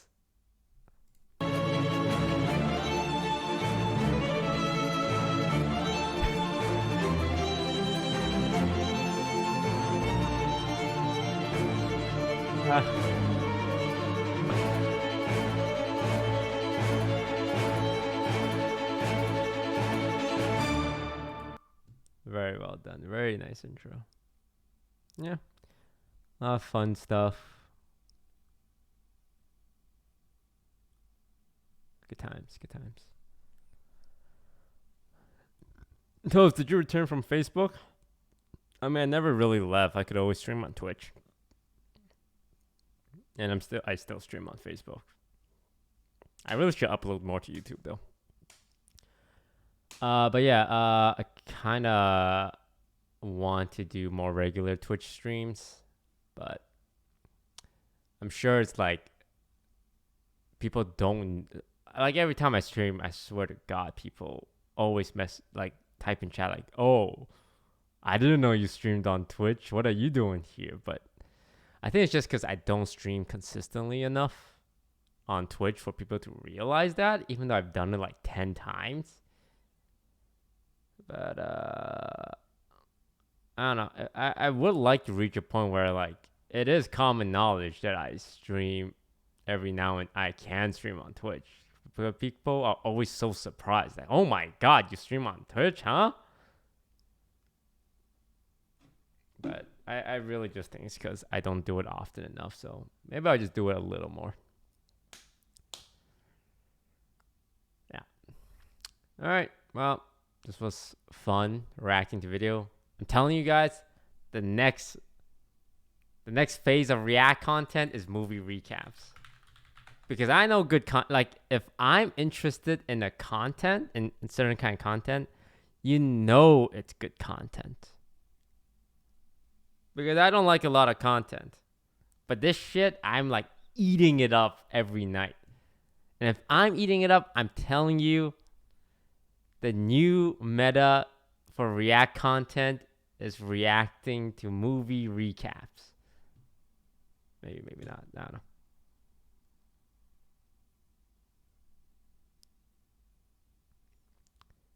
If you push the button in the box, someone will die and you'll receive $1 million. Ooh. Hey everyone. Welcome back to Movie Recap. That guy is Marston, right? James Marston, who plays Cyclops in X-Men and was the good guy in Westworld.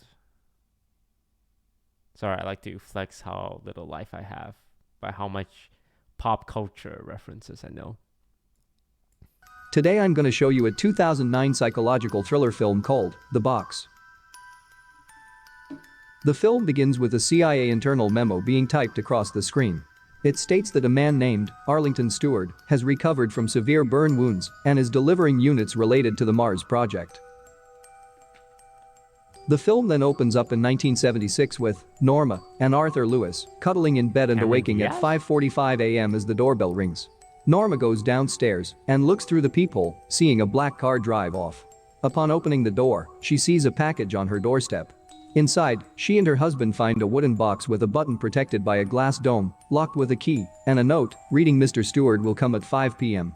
Norma and Arthur then enjoy a nice breakfast with their son, Walter. Arthur goes to work at NASA, where he works in optics and helped in designing the camera on the Viking Mars probe. He finds he has been rejected from the astronaut program due to the fact that he failed the psychological exam. Norma goes to her job as a teacher at an elite private school teaching literature, where they are discussing Sartre's vision of hell. One of her students remarks on her limp, after which she shows her class her disfigured right foot, missing 4 toes. After class, Norma is informed by her boss that she will no longer be getting a discount for tuition and won't be able to pay for school for her son. Later that day, Norma returns home and Arlington Stewart appears at their door. Half of his face is missing. Norma looks at the clock and realizes it is 5 p.m.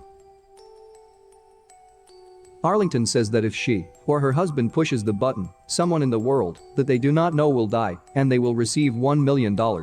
Arlington hands Norma a $100 bill from the briefcase of money and says she gets to keep it if the button is pushed or not.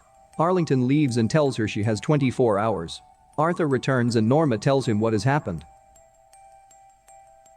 After much discussion about whether or not they should press the button and some tinkering with the box, Arthur finds— Alright chat, who's pushing it? Well, they specified that you won't know the person. Right? It could be a murderer. You'd be doing the world a favor. Honestly, it seems irresponsible to not push it. Like, realistically, think about it. You press a button, someone you don't know in the world dies. Could be a mother, could be a child, could be a murderer, father, son, the president of a country. I'd push it. $1 million? I mean, $1 million is a lot of money. And they won't know it's me. Like, I know it's fun to think about. And like, oh yeah, I'll push it. Oh no, I won't push it. But like, really think about it. Like, actually put yourself in that position of essentially killing a person in exchange for $1 million.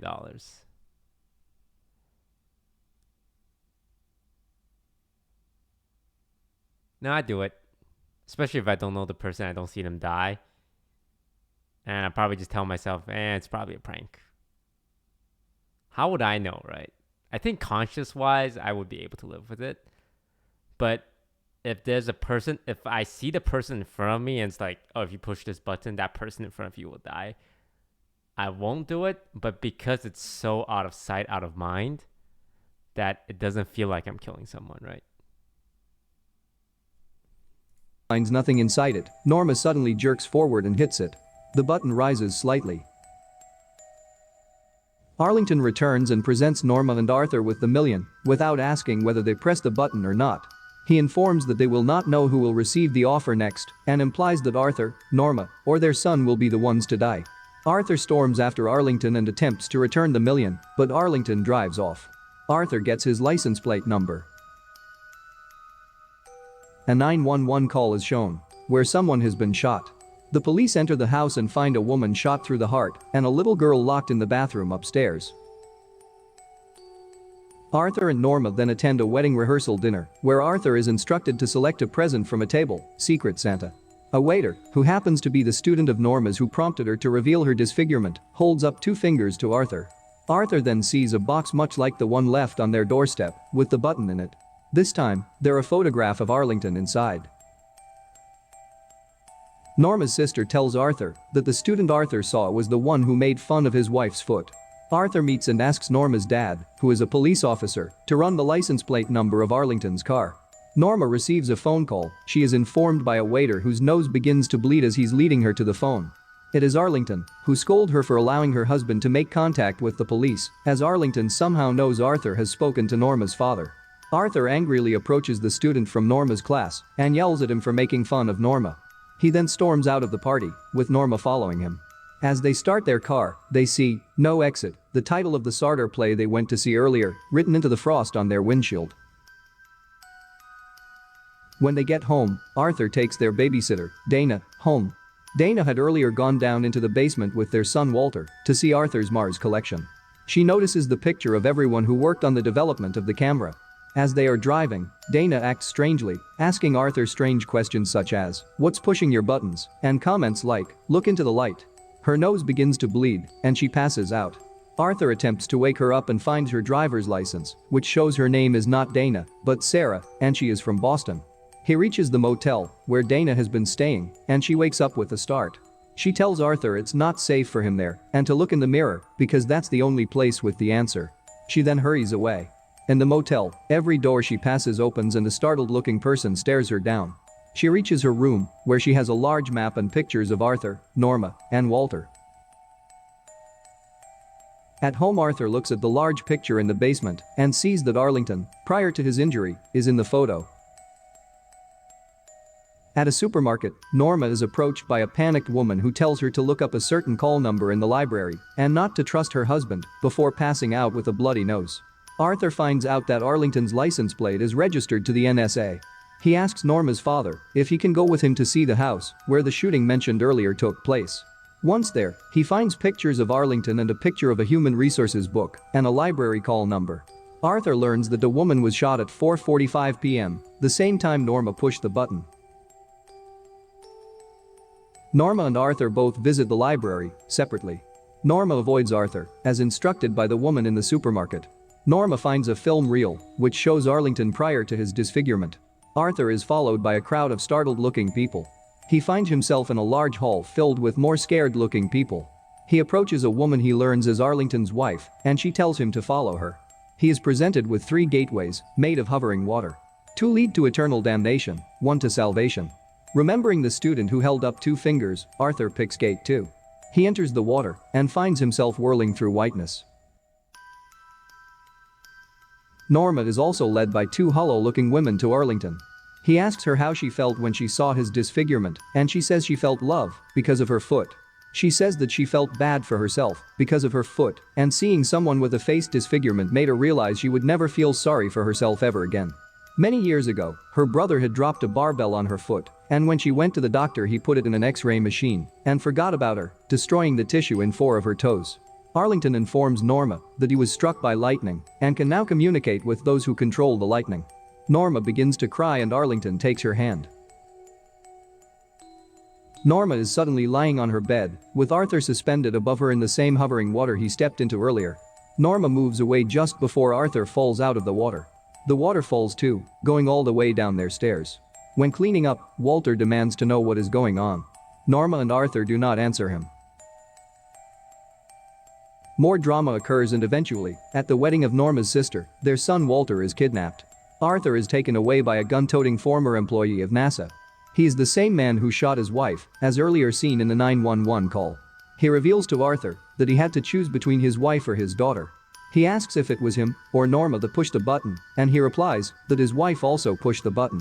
He shows Arthur the book seen earlier in the picture, and the water portals are triptychs. The book is some sort of manual. They are then stopped by a man in a Santa Claus uniform, ringing a bell. As the two men are— Okay. This shit is so confusing. And then Santa Claus. Sorry, that's where I need to stop for a second. Santa Claus was the deal breaker.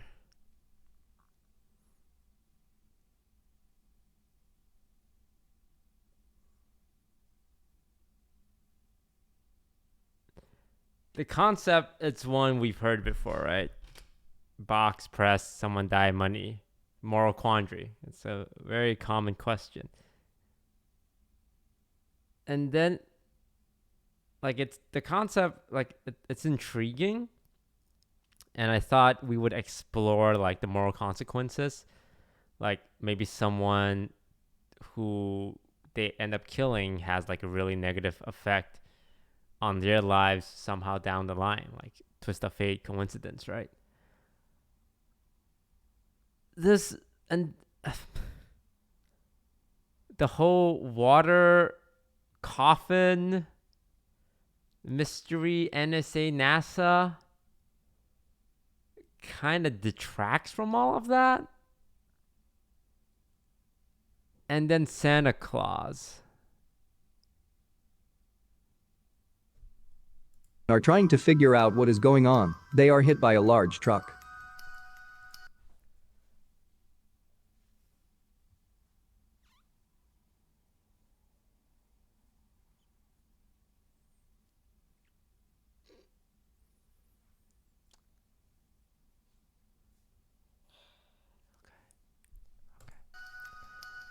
We then see Arthur emerge from a NASA warehouse, which has been surrounded by military.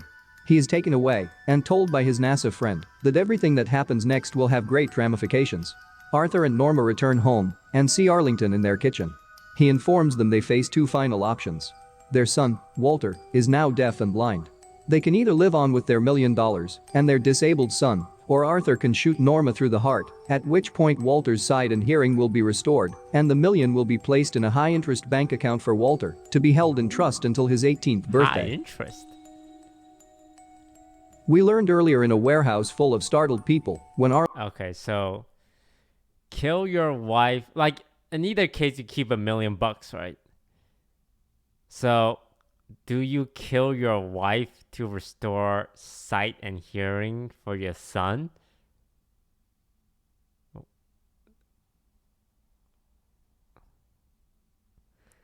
I mean, no, right? Because your kid will at least be alive. Just make another son, or why not just get another wife?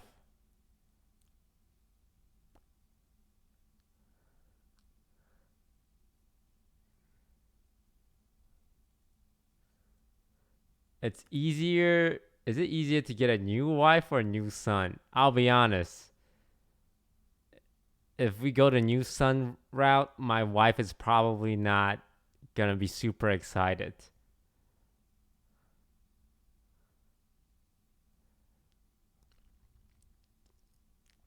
Tell us, what about the interest? I mean, you could just put it in a savings account yourself. Nah, I'll take the deaf and blind kid. Assuming I love my wife, I'm not just trapped in a loveless marriage. But even then, can I kill her? Nah, I can't. I can't kill the wife. Arlington's minion questioned him that Arlington's employers are testing the human race to see if they are worth keeping.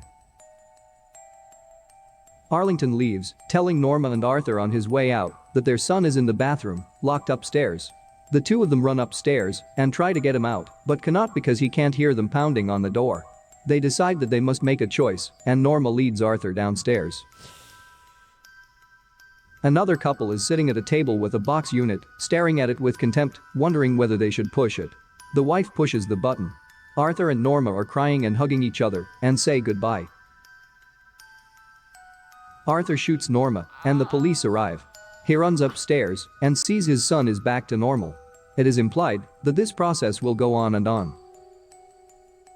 Arlington arrives at the other couple's house and hands them the $1 million.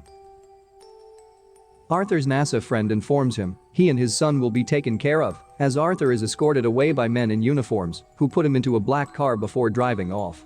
Arthur's son looks down at Arthur leaving in that black car. Arlington then comes out of the house of other couple to whom he had given the $1 million, and the film ends. Thanks for watching. Yeah, so again, this is why we watch movie recaps, because that I would have been upset if I spent money. 43%, honestly, higher than I expected. The 24% is definitely closer. Good concept. Lots of bullshit, though. Like, yeah, the consequences, you know, you are foiled by your own hubris and chain, never-ending chain. Yeah, I get it. But the whole Santa Claus purgatory water coffin in the middle was just... They could have removed all of that and the movie would have been way better.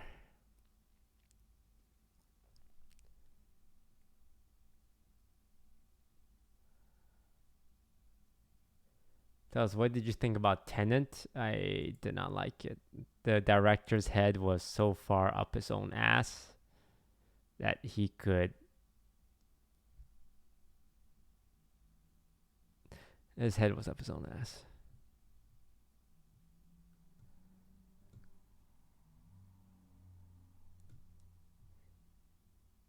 Look, Christopher Nolan, great director. Batman's amazing. Inception, great. Tenet was not it. It wasn't it. I'm sorry. And anyone who says, "Oh, it's just because you don't get it," you know, it's for really high intelligent people who understand the concept of time reversal. Of there's two separate timelines going on, but one's in reverse. And if you get it, you will like it. No, shut the fuck up. Okay, it was not a good movie.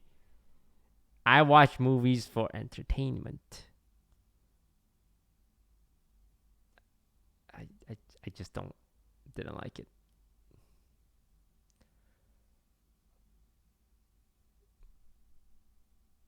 It's just overly complicated, right? Like, time travel is confusing already. Reverse time traveling. And I'm pretty sure it did not respect its own rules that it just came up with either. Olympic athlete forced to endure constant physical abuse of sadistic prison. I think I've heard about this.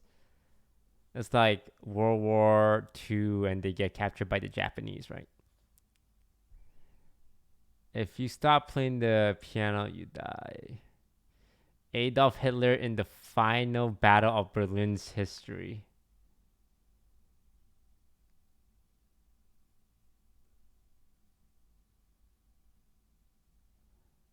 Yeah. So yeah, this is my nightly entertainment now.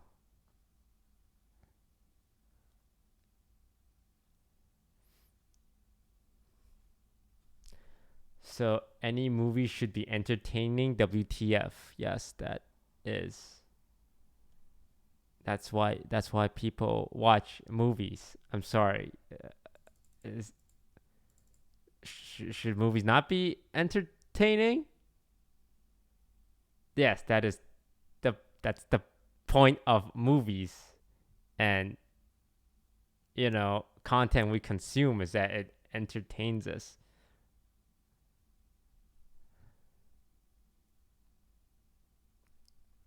It's called the entertainment industry.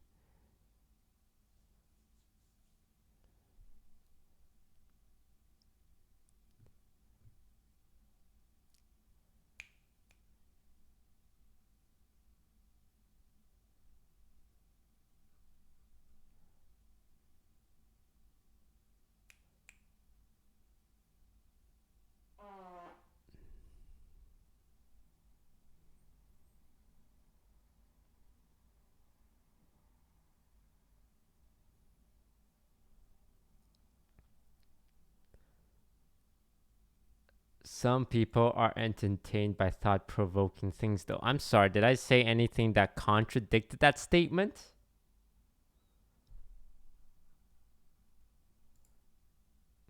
You can be entertained by thought-provoking. What?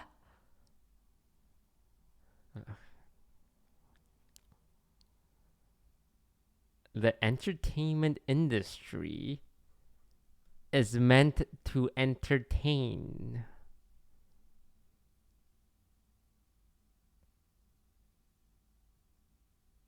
Can we are all on the same page, right? On the same page? Entertainment industry is meant to entertain? Yes?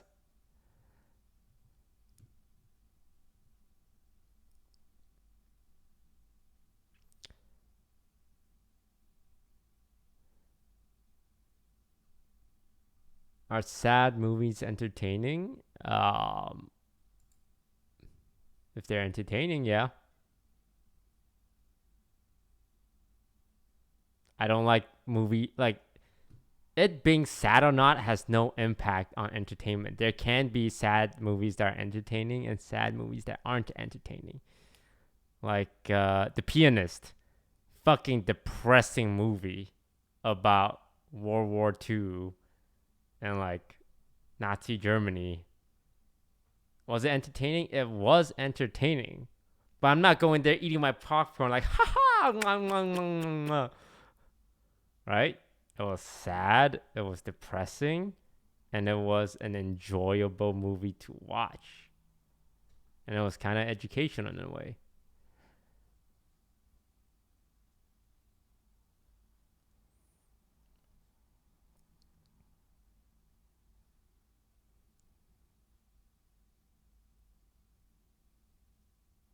All right, sad. I'm sorry, is there a scale where sad is on one end and entertainment is on the other? No. I would say entertainment is on like boring. Like something's entertaining, something's not boring. Something can be depressing and entertaining.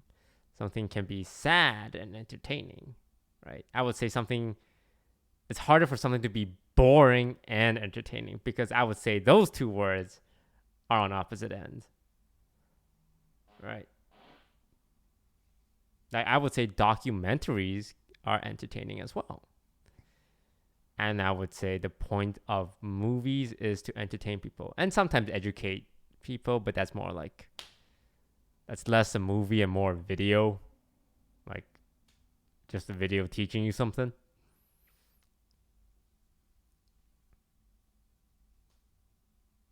All right. Well, how did I get on talking about what the word entertainment is? But yeah. Yeah, entertainment doesn't mean like action or like excitement. It just means something that is not boring to watch.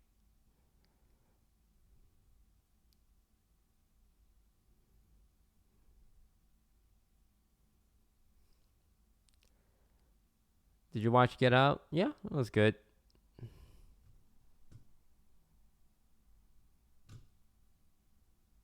Now, I watched the recap for this one. It's called The Butterfly Effect. It's a really good one. I watched it like 20 years ago and I forgot like how it went. And watching it again, but as a recap version, it was great because I saved myself an hour and 30 minutes.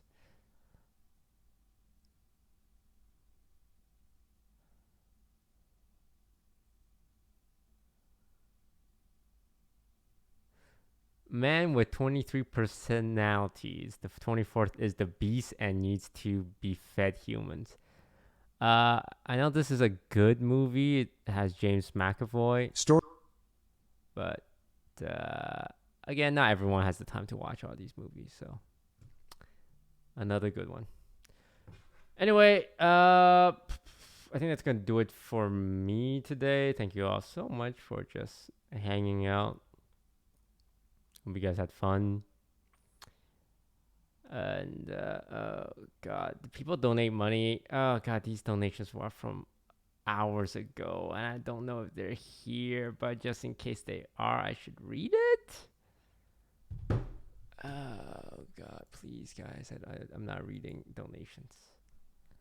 All right, let me just read these ones right quick. They're probably not here, but it helps me sleep better at night. Thanks, Toes. You're an inspiration. You're welcome. Toes, love your streams. Can you please wish my friend Cynthia a happy birthday? Well, Cynthia, if you're watching, happy birthday. And happy birthday to anyone whose birthday it is. I gotta find someone to host, huh?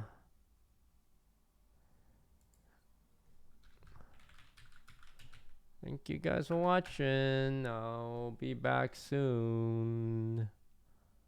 Oh my god. Danny's still streaming? Sheesh. I'm gonna host Danny then.